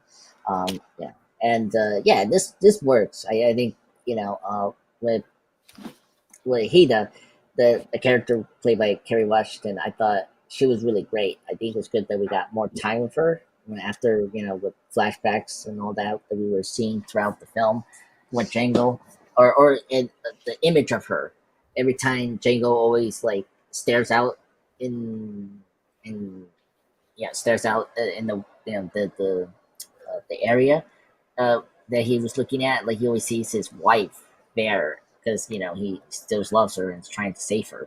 And I think that their love story is pretty cool, and it's the main reason that he's there. This is a rescue mission. I think. I do wish. I think in hindsight, I wish Django didn't like introduce him to his wife, because that caused the problem that Steven saw, that she knew him, and they were like, having eye locks, and then the way he, Django, because I forgot that, this moment, like Django almost get up and pull his gun to like maybe shoot Candy, and oh my god, really, oh my god, this typical adult. Yeah, we like hits over here, Andre. Sorry. It was brief. It was like brief. How anyway, but Django pulling his gun a little bit, and that was when Steven realized that they knew each other. So that scene is pretty fantastic. But I think her character was great. I think she is a strong character and all that. And the plantation is we don't get too much of like other like how many slaves that Candy owns besides the Mingo fights. But it didn't matter because the main focus is trying to rescue the wife, and so but as scenery is, I think it's all good. I mean, the cinematographer again, Robert, what was his name? Robert Richardson, who is a regular for Tarantino since I think Kill Bill Volume 1 and 2. He's been working in the industry for a long time. He's the one that he did Casino as well with Martin Scorsese. Yeah, he's a great cinematographer. He did a really good job with this film, especially the night scenes. Like in the beginning, it's tough to shoot a film in night, and I think he did such a good job of lighting that dark scene that we get introduced with Django. So the cinematography is great here. I mean, he's top notch. I love the cinematography for this film and Once Upon a Time in Hollywood, and of course Hateful Eight, and of course Inglourious Basterds. So it's all top notch. And the music, we haven't talked about that. The music. That's right. No, most definitely. The movie was released on December 11th, 2012. Yep. And pardon me, December 25th in the United States of 2012. So to be right before 2013. So 10 years ago, essentially, almost. Wow, I can't believe that. 11 years now. No, yeah, it's crazy. No, and then of course, essentially, as you know, we mentioned Robert Richardson is the cinematographer. It was distributed by the Weinstein Company, along with Columbia Pictures, through Sony Pictures. Yeah. Right. And then essentially, when it boils down to it, I believe that I can't find the score. That's all right. No, but basically 87. Okay. Yeah, for Rotten Tomatoes. Okay, no, but no, it's just real quick though, folks. I just want to point out there that the film did receive some nominations and some awards. It did win 2 out of 5 nominations at the Academy Awards, 85th. Waltz won awards for his performance, which I mean, he probably deserved. And best supporting actor. He won, I believe. I think at the Academy Awards that year. I don't know for sure. He won. He did win. This is his second win, and plus, this was Tarantino's second win for original screenplay since Pulp Fiction. So it was a big okay. And he won, and he got the same thing with the Golden Globes and the BAFTA too. So he kills it in the movie. Tarantino, he actually won the Academy Award for the screenplay. Yep. And a Golden Globe and a BAFTA. Essentially, initially, Will Smith was being considered for the Django role, right? Now imagine that had been Will Smith in there instead of Jamie Foxx. Would have been interesting. No, basically, go ahead. Andres? Also, another casting, Michael K. Williams from The Wire. Yeah, He was yeah. supposed to. I wish Michael K. was in this movie. I can see him instead of Will Smith. There's no way I'll see Will Smith in this movie. It's like, I love no Will offense. Smith. Yeah, Will Smith is okay. I like him, but Fresh Prince of Bel Air is a classic. Hey, I love the grandpa. He's great. The principal photography was shot in California, Wyoming, and Louisiana. And essentially, again, as I mentioned earlier, the film took in $426 million worldwide, versus $100 million budget, which is pretty solid. That's a pretty solid profit. Becoming Tarantino's highest grossing movie to date. It was very well acclaimed by the critics, very well received by the critics. And I remember that at that time period, I do. And essentially, from there, when the film really just kind of gets, Andre, you can have at it, but it becomes sort of, as Cyber described it, kind of like similar to a Reservoir Dog shootout, where just straight up and anarchy kind of shootout type deal, no cohesion, kind of really not poetic at all, kind of just and straight up, just like all over the place type, like violent, like action, but it's still cool. Right. It looks good. I love Western genres. I love the pistols. I love the guns look good. They weren't anything that like really blew me away, but they looked pretty good. And in general, we end up in a situation where, of course, eventually, we do end up with. They've been suspicious the whole time. That they figure out, Steven yeah. was suspicious. Yeah. No. Go ahead. Yeah. So okay. So getting to our climax carnage that we've been doing is of course the gun shootout in Candy's house. So after the reveal is out that they're there to rescue Django's wife, of course I mentioned how Candy was intimidating those two to like either pay off now to take the girl or just leave.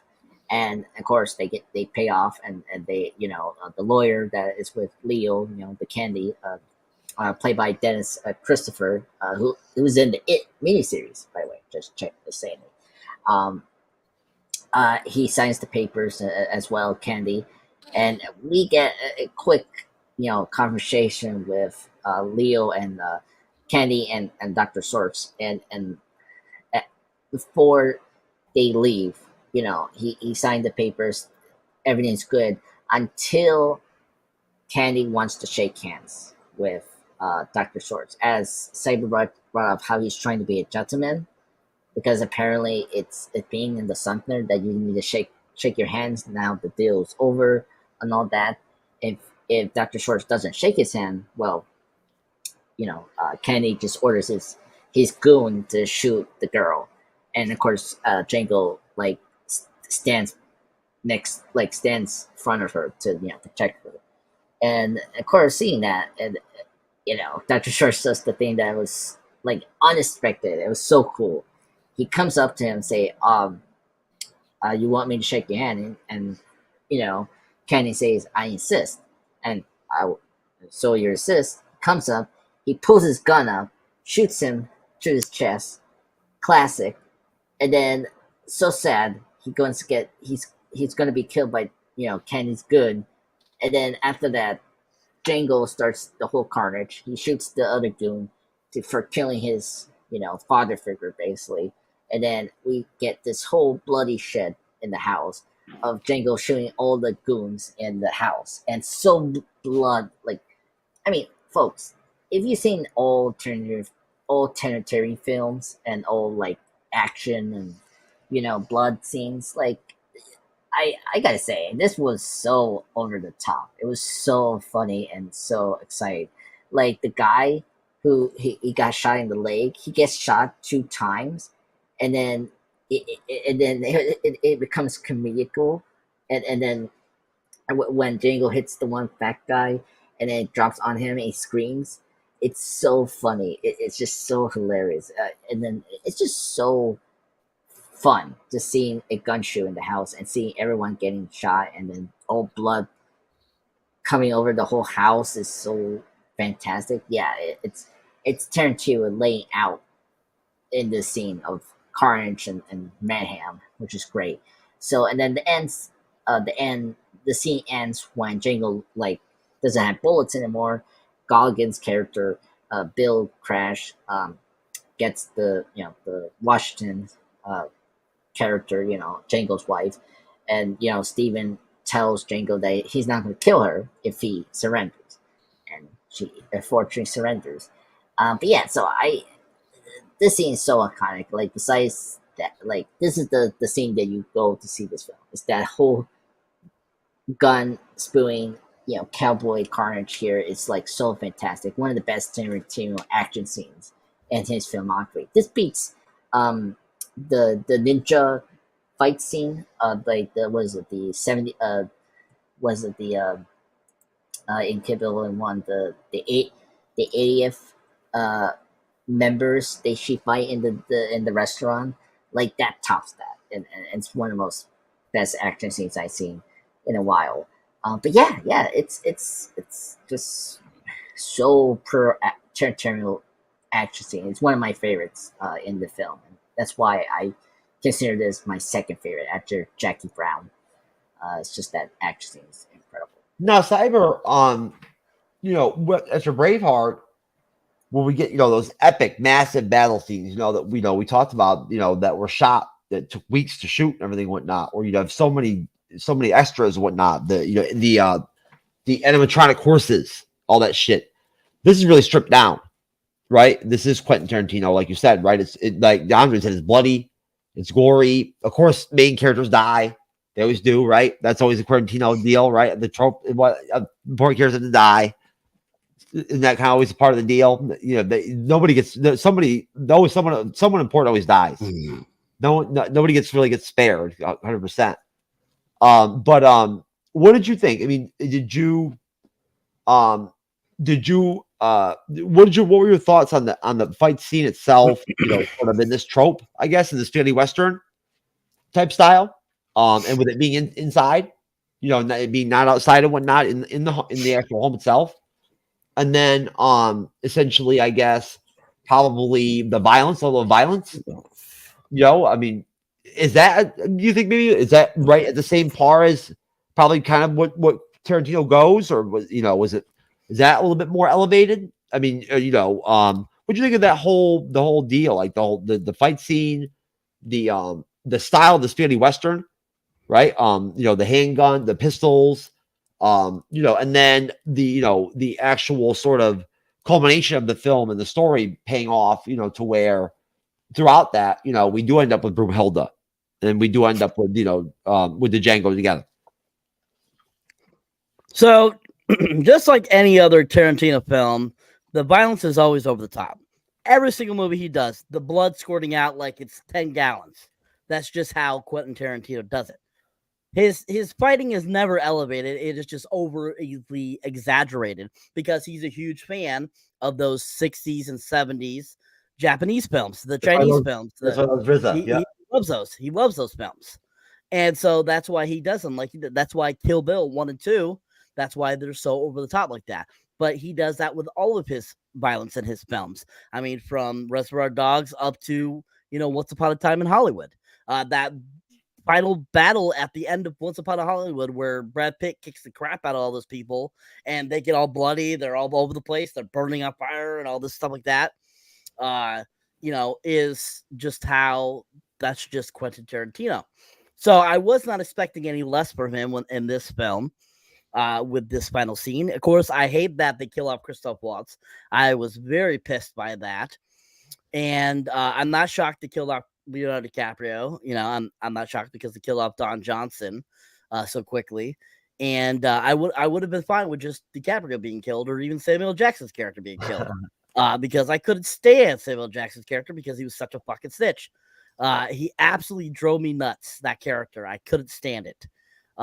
Sam Jackson's a great actor. Love him in pretty much everything. This is probably one of the few roles I didn't care for him too much in, just because of the character he brought to life. But overall, I mean, the action all over the house is just insanely crazy, over the top, just fun. It's awesome. It's awesome action. It's just, but so over the top. And but still at the same time, it's like, especially like when he ends up killing Walton Goggins, and he keeps just shooting him, and he's like, oh, and stuff like that, and like making all those noises and crap was absolutely hilarious. Like there was some comedy element to it too. So Yes. I mean, it's very much Quentin Tarantino style. That's definitely what Quentin Tarantino does. But finally, when we get to the end of the film, and finally Jamie Foxx has gotten Kerry Washington, it's great to see that. It's very nice to see that he got the girl, that he got his wife again, that he ended up getting his, to be with his wife again after all this ordeal.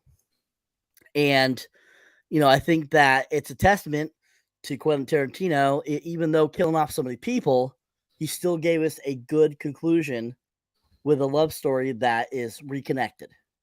And so that was really nice to see. But I absolutely love what Tarantino does with his action. It's absolutely fun. It's entertaining. It keeps you on your feet, wanting to see more. And Django Unchained was no different than that. It gave us all that greatness and just so much fun. There you go. Andre, sir, your thoughts on that, the ending, right? You talked a little bit about, you've already talked about that, your thoughts on the actual violence, the shooting, the shootout. What do you think of the love story trope and how we do get a payoff? Sort of, I guess, even though we do lose Waltz, which just sucks, right? It does, right? Cyrus said it sucks to see him die. And you don't really care to see, when Candy gets killed, it's like, fuck him. You know what I mean? Like, good. I was actually more happy to see him get killed than Steven, personally. But either way, what did you think of the love story and the fact that they, it does culminate to something that's positive? And I like that personally. I thought it was cool. Yeah. No, I agree. I think that was heading towards that, because now at that point, Django already learned how to be a smart and an efficient bounty hunter. Like, first off, like, he tricked 3 men to release him so that they can collect a bounty. The paper that he had, that was his first kill in the film. Like, he used that to a way to get out of his chains and all that, and so that was really smart of Django to say that. Like, he really became, his mentor a little bit in that scene, and it was really great. And then and of course the Tarantino cameo, him, getting blown up, is so funny and over the top. That was my favorite. That Kendra was that made me laugh so hard. Shocking to see a director blowing up. His own death is funny. Anyway, so after that, I like that he killed off all the horrible people and saving his wife, and then of course, waiting for Goggins and Steven and the whole people arriving at the house, and it's again typical Tarantino over the top violence, and of course him and Billy Cash have their on and off rivalry, and of course he shoots Goggins, and then of course shoots him at his dick, because of earlier he was holding his his dick as well, and all that, pardon my French, and so that was really great. And of course he shoots him again to kill him off pretty good. I love the part when he tells Steven not to leave, and then he shoots him right to his bad leg that he has. And I love how the way he kills Candy's sister. He tells the ladies to say goodbye to her, and he just shoots her right there, and she flies off to the screen. That was hilarious. That was so funny. And I like that, after he take care of Steven, he has the whole place set to explode, because he had the dynamite. And and then after that the movie is over. You see him celebrate. He's now a bounty hunter. He has his wife again. They're free. They're free people. That's great. Like, that's as Dr. Schwartz say, that she will be free and be the princess, and that's really cool. And we got that. And to wrap things up for me with the ending, I did like when Django came back to get the papers. He sees, Walt's character, his body laying there. I really like he says goodbye in German. Uh, that's what he say towards Walt's character's dead body. He says goodbye to him in German, and he kisses him. He does a kiss to his head. That got me a little emotional. I really appreciate that moment. But yeah, overall, great ending. It wraps up everything that you really wanted. It's a great, fantastic film. Highly recommended. One of the best Tarantino films. I was so happy that he won his second Oscar for the original screenplay, because this was a good screenplay and one of the best. And thank goodness Waltz won his second Oscar for Best Supporting Actor. I think this was his best role after Inglourious Basterds. I actually prefer this role over Inglourious Basterds, his iconic role. I was also very emotional when I realized that that Magic Diamonds don't fit my penis. You know what I'm saying? Like, it really fucked me up. My God. You know what I'm saying? I'm not happy about it. I'm still fucked up, but it is what it is. You move on in life, right? No. Kendra Smart, I don't know who this she is, some person, has a question for us. What's up, Kendra? We're watching the film for the first time, given the violence and shock factor. What was a moment that had your jaw drop or drew you in fully, and why? Cyber, what you got? Anything? The only thing I would say that made my jaw drop was when they killed off Christoph Waltz. The first time I watched it, I probably was like that for a brief moment when he got killed. But other than that, nothing else shocked me. I'm used to Tarantino films, so I was expecting bloodbath. So Does that same face I made when She-Hulk fucking inserted her penis in my mouth the first time? To be honest with you, but Andres, what do you think, brother? To answer her question, I answer in the chat. I say I agree with Saber. I mean, it's typical Tarantino theme. It wasn't a shock, but I was like laughing out loud when the Carnage house shootout begins, and that was when my jaw fall down to the floor. I was like, what is going on? It just went completely out of control. And just seeing Django shooting everyone back and forth, like here, there, and then seeing people dead corpses here. Like, we didn't talk about this before. Many of the when did we decide as in a democratic fashion or everyone that whatever the fuck you're about to talk about, we decided we're gonna fucking do? Well, hold on. This is very funny because in the house, there was two people, the two slaves, layers, whatever, were hiding. They come out, try to escape, and they get shot by the goons. And it was hilarious. I was like, what? They were so stupid. They should have gone upstairs or the kitchen to be safe. Like, why go to the other direction where maybe they will come in and shoot you right there? It's like crazy. Like, I'm sorry. It was a funny, quick moment of like, oh my god, those two layers were so dumb. Baby leg, I just shit like that's a child. You know what I'm saying? I mean, who knows, man? No. Now I want to leave. Now I'm.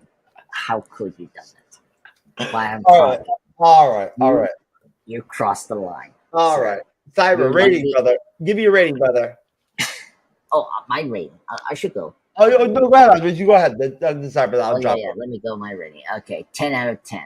How about that? 10 out of 10. Best movie ever. After Jackie Brown, I'm gonna continue. Number one is Jackie Brown for me, but second is Tarantino. My second favorite Tarantino film is Django Unchained. Second is Tarantino, apparently. I'm so sorry. This is better, bitch. This is all Jeff. He traumatized me this moment. I'm like, what I do? No, don't blame Jeff. It was She-Hulk. She-Hulk traumatized you. Thank you, The same thing happened to you.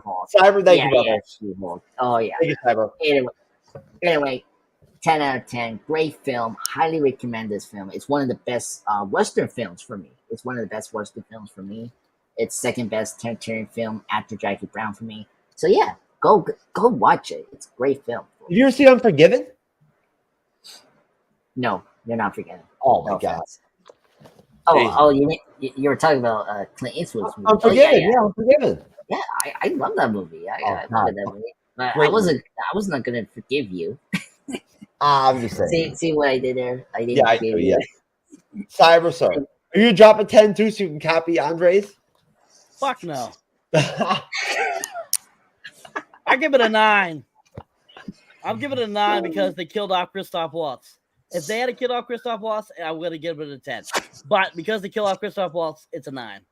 Hey, well, you know what? A 9 is 8.99 inches longer than my penis. So there you go. What a shock. But either way, I'll give the film a solid 9. I will. It's a solid 9.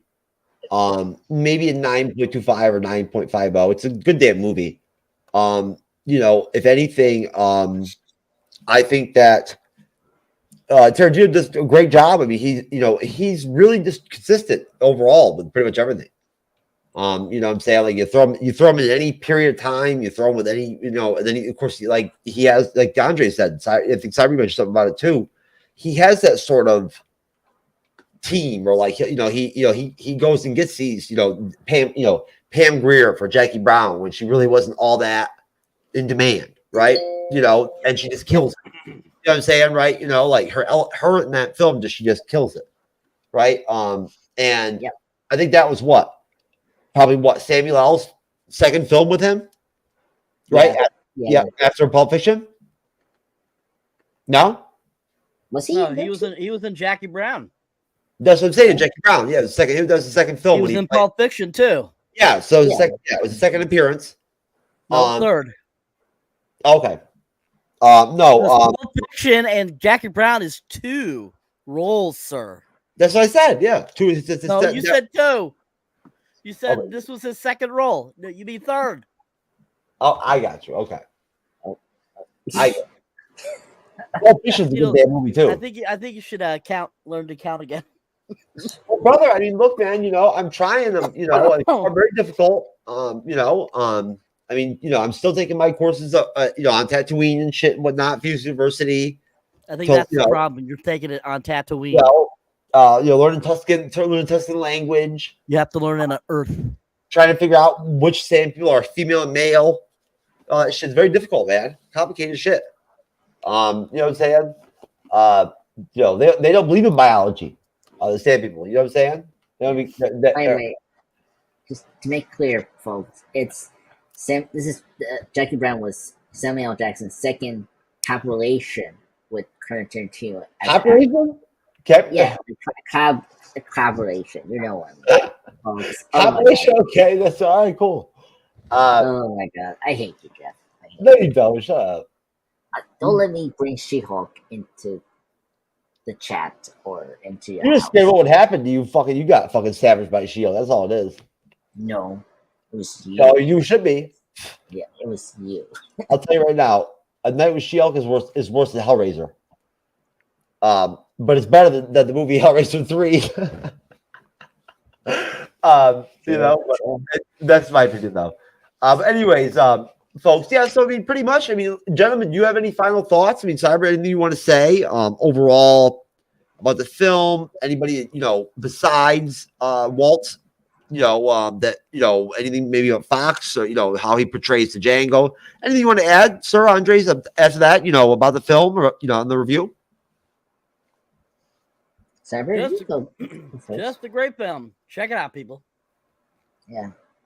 Yep. Same here. I give a good shout out to the music.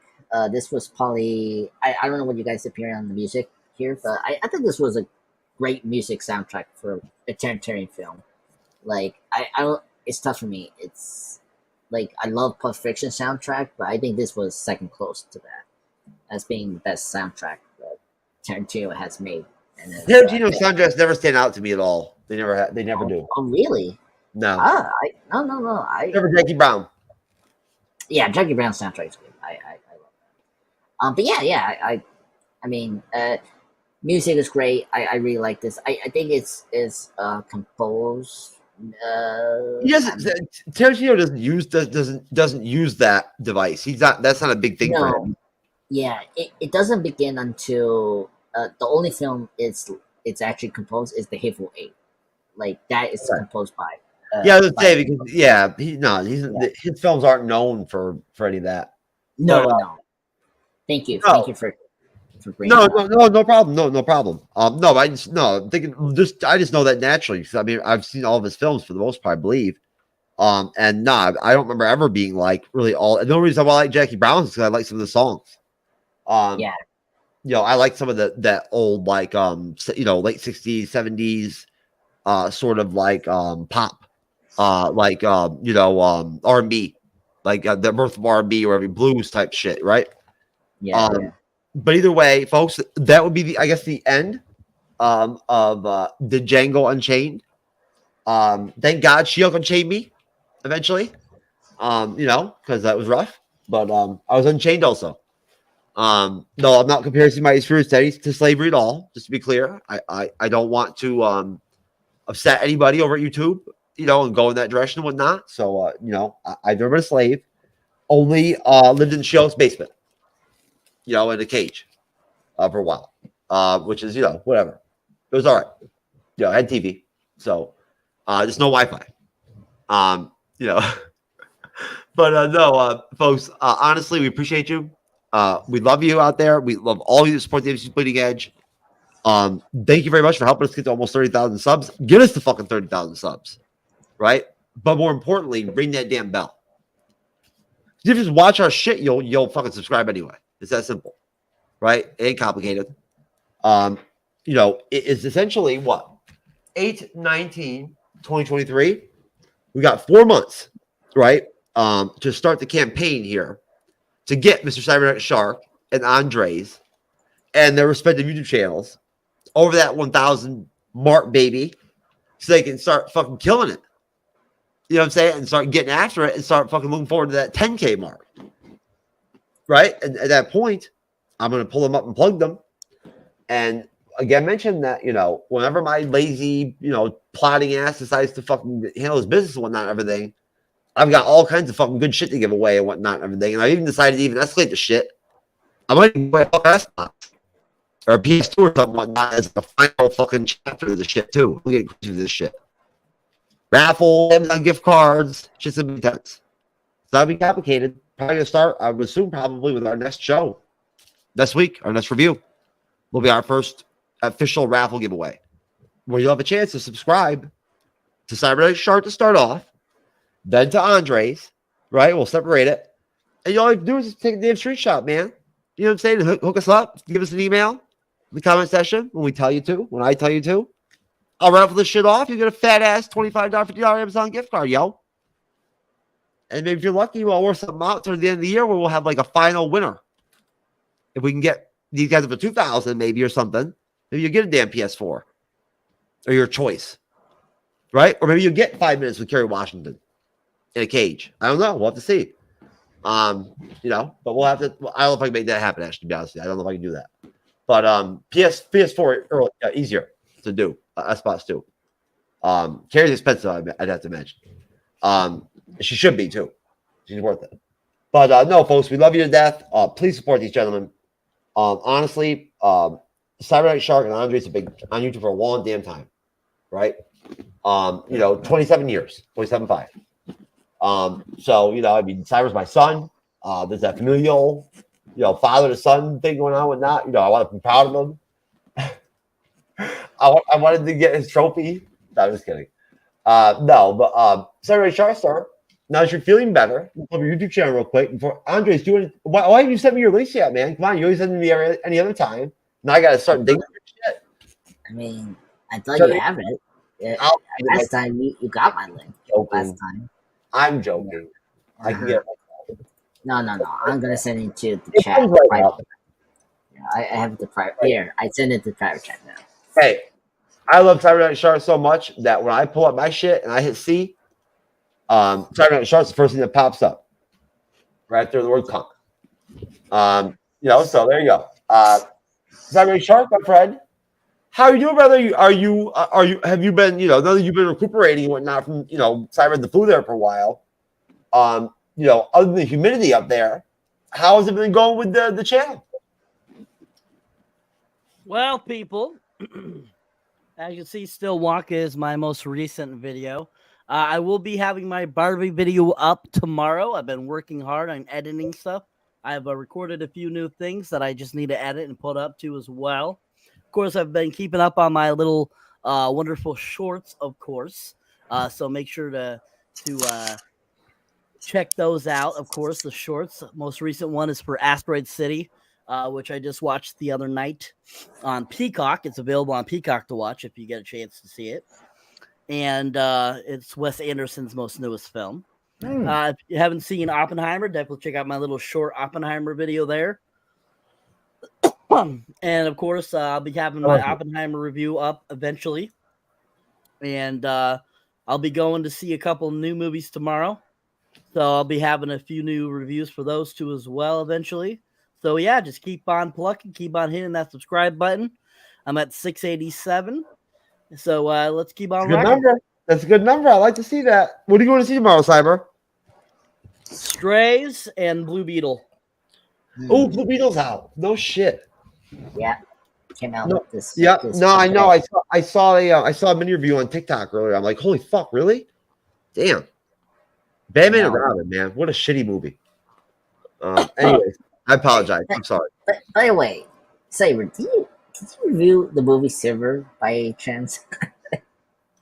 The Sharon Stone. I did a mini review of it. Okay. Yeah, that movie is funny. One of the I can't believe they used the son from Massive Attack called Unfinished Sympathy for a sex scene. I'm like, what the hell? I think Sharon Stone is better in what do you call it? That Western with Leonardo Dad. Yeah, than she is in Casino. I do. That's my opinion, but I mean, she won an Oscar for Casino. I thought she was better than Quick and the Dead. I really did. Now that Cyber mentioned earlier and whatnot, The Quick and the Dead is a great movie. Quick and the Dead is her best movie ever. Yeah, you're right. We talked about that before, Cyber. I think we have. Yeah. No, Gene Hackman's great too. Oh Gene Hackman's great. Yeah, no, he kills it in Unforgiven. One of the best Sam Raimi films, underrated Sam Raimi films. Yeah. Oh yeah, without question. No, without question. No, and he's a great. Talk about a fucking great actor, man. But Andre's my friend. Yeah, sure. I want to say the last time that we pulled you up was Monday. Yeah. Right, and something like that. Yeah. Okay. Yeah. So you're interested in 800. Yeah. So I want to say thank you, everyone from MCU Bleeding Edge community, everyone in this channel for supporting me. It's been great. I'm up to 796 subscribers. But just I just ask, just hit that subscribe button and hit that like button. That's all. So this August, last Monday was my birthday, so I'm doing some like Iron Man content. So I did a 6th anniversary tribute. I'm doing a 6-part comic read called Iron Man Enter the Mandarin. It's a great read. Check it out. Today I was able. Are you sure it's got 60-second parts? 6 parts, not 60 parts. Oh my god. Anyway, now you just you blow my concentration now, Jeff. Oh my god, how dare you? Anyway, that's okay. That's okay. You're like the same age as Kang, right? You're 1,000 years old, right? Yeah. But I have a tough time to remember. Kang doesn't even have an age, does he? No, I don't know. The Kang? I don't think he does. Oh, I even know. I have no. Yeah, you're right. No, he is. He's a couple thousand years. You're right. Yeah, a couple years. Yeah. So today my latest. Yesterday, Friday, I posted a Django Unchained Andre's pop culture movie tribute to honor this podcast airing today, live stream. So that's where I'm at. So you can see another Iron Man Enter the Mandarin part tomorrow, maybe, or Sunday. And and I will soon have a podcast, Andre's pop culture talk on MI7, Mission Impossible 7, and of course the new Ninja Turtles that came out last week. I had a chance to see that on Wednesday. So yeah, that's where I'm at. That's right, folks. The Ninja Turtles came out too. Yeah. Yeah. So what'd you turn, Andres? You turned just 21, right? It's funny. So did you finally become legal drinking age, buddy? No. I'm. By the way, folks, if you want to know my real age, is 27. Now, Is that in the time cap dimension or is that in our dimension? Wait. 27? 27? So you were born in 96? Yeah. Holy shit balls. What kind of fucking name is that? Hormonal groupie? The fuck? Are you fucking kidding me? It says hormonal grouple. The fuck kind of name is that? I mean, oh my god, the price is lower than any competitor. What? Oh yeah, it's one of those like YouTube helpers that help. Yeah, I get it. We get them sometimes. I just find them funny. Auto on. Well, I hope the auto will be fucking on. I mean, turning the auto off would be positive. Depending on what you're hearing. If it's my Screamster and Shield with Shield on me, then you probably don't want to hear it. But incredibly fussable. What? With what? Fucking. They're probably interested in your OnlyFans. This shit is complicated, man. Jesus Christ. I feel like I'm an Oppenheimer, the Oppenheimer dimension all of a sudden here and shit. Incredibly fussable and convenient order management panel. What the fuck does that even mean, bro? Everything in your hands. Is this like a porno fucking advertisement or like who knows, man? Whatever. Get the fuck out of here, man. Hormonal groupie, you fuck. Whoever the fuck you are. We don't fuck whatever that is. We don't fuck with it. We don't care. We ain't down with all that. You know what I'm saying? We ain't cool. We ain't down, baby. I'm only down with the bots that fuck me. Yeah, I love how you say that. The fact that this guy wants to offer promotion for your channel. Whatever. We'll promote our own channel. Believe me. Wait till our OnlyFans comes out. Believe me, that'll be all the promotion we need. And folks, just so you know, I'm not going to plug anything, but I'm just going to point out that I'm actually negotiating right now with the Emerald City Strip Club in Port Charlotte, Florida, right? To connect with us, right? And and advertise us, and we're going to advertise them. Because what better to connect to the bleeding edge style, baby, than some grimy ass fucking strip club over in Port Charlotte, Florida, where there's 17 massage parlors in like 5-minute period. You know, and you can pick and choose, baby. You can have 4 heads or 2 or 8. Right, Andres? So Bambi and Star and Rose will be on soon, right? No, that's the next step. That's the evolution that I'm working on. I am working, folks. I'm working on trying to convince some OnlyFans women that are actually successful that it's going to behoove their brand or everything to come on here and have their clothes on, right? And actually just be in the panel. You know what I mean? Whatnot, right? And and add to the bleeding edge style. You know what I'm saying? But just show their human side and just cover fucking Ahsoka. Put clothes on. Unfortunately, because sadly, folks, until we actually start trying to make some money off y'all motherfuckers, we ain't showing no free titty shit, right? Like I ain't fucking the OnlyFans chick in front of you and shit until we got paid, right? Plus, I don't want y'all to pick up all my secrets either. So, that's just worth money, baby. Anyways, folks, again, support Cyberneticshark, support Andres, support the MCU'S Bleeding Edge. Don't support She-Hulk. At the end of the day, support the MCU, the MCU's Bleeding Edge. Support all the fandoms. We love all of you. Shout out to the Bandmate fandom. Love all of you. Worldwide, US. Hey, the year's flying by, but it's starting to slow down a little bit. It's going to start cooling down, right? Halloween's in the way, and we got some great fucking shows ahead. Like I said earlier, we got Ahsoka. God bless you, Cyber. We've got we literally have Loki season 2 very soon. Before you know it, we'll have the first episode. And hey, what could be better than goddamn Echo as a culmination? You know what I'm saying? It's gonna be real fucking Willow season 2 for us. I can't wait. It will be good, maybe. Yeah, right. Maybe. Okay, we'll see. I'll bet. Here. I'll bet. Three episodes will be good. And then 4 will go downhill, and then the whole series will go downhill. I think there's a better chance that Echo will have 4 different scowls, right, in the first 5 minutes of the first episode. This is all she does, but this whole that whatever. That's that character that had that whole end that character of the MCU is another conversation. But hey, no matter what, at least we can look forward to Daredevil next year, right? So there's light in the tunnel. Django Unchained, bitch, you're done. Quentin Tarantino, you did a good job, brother. You always do. Keep killing it. And folks, peace out. We out. Take care.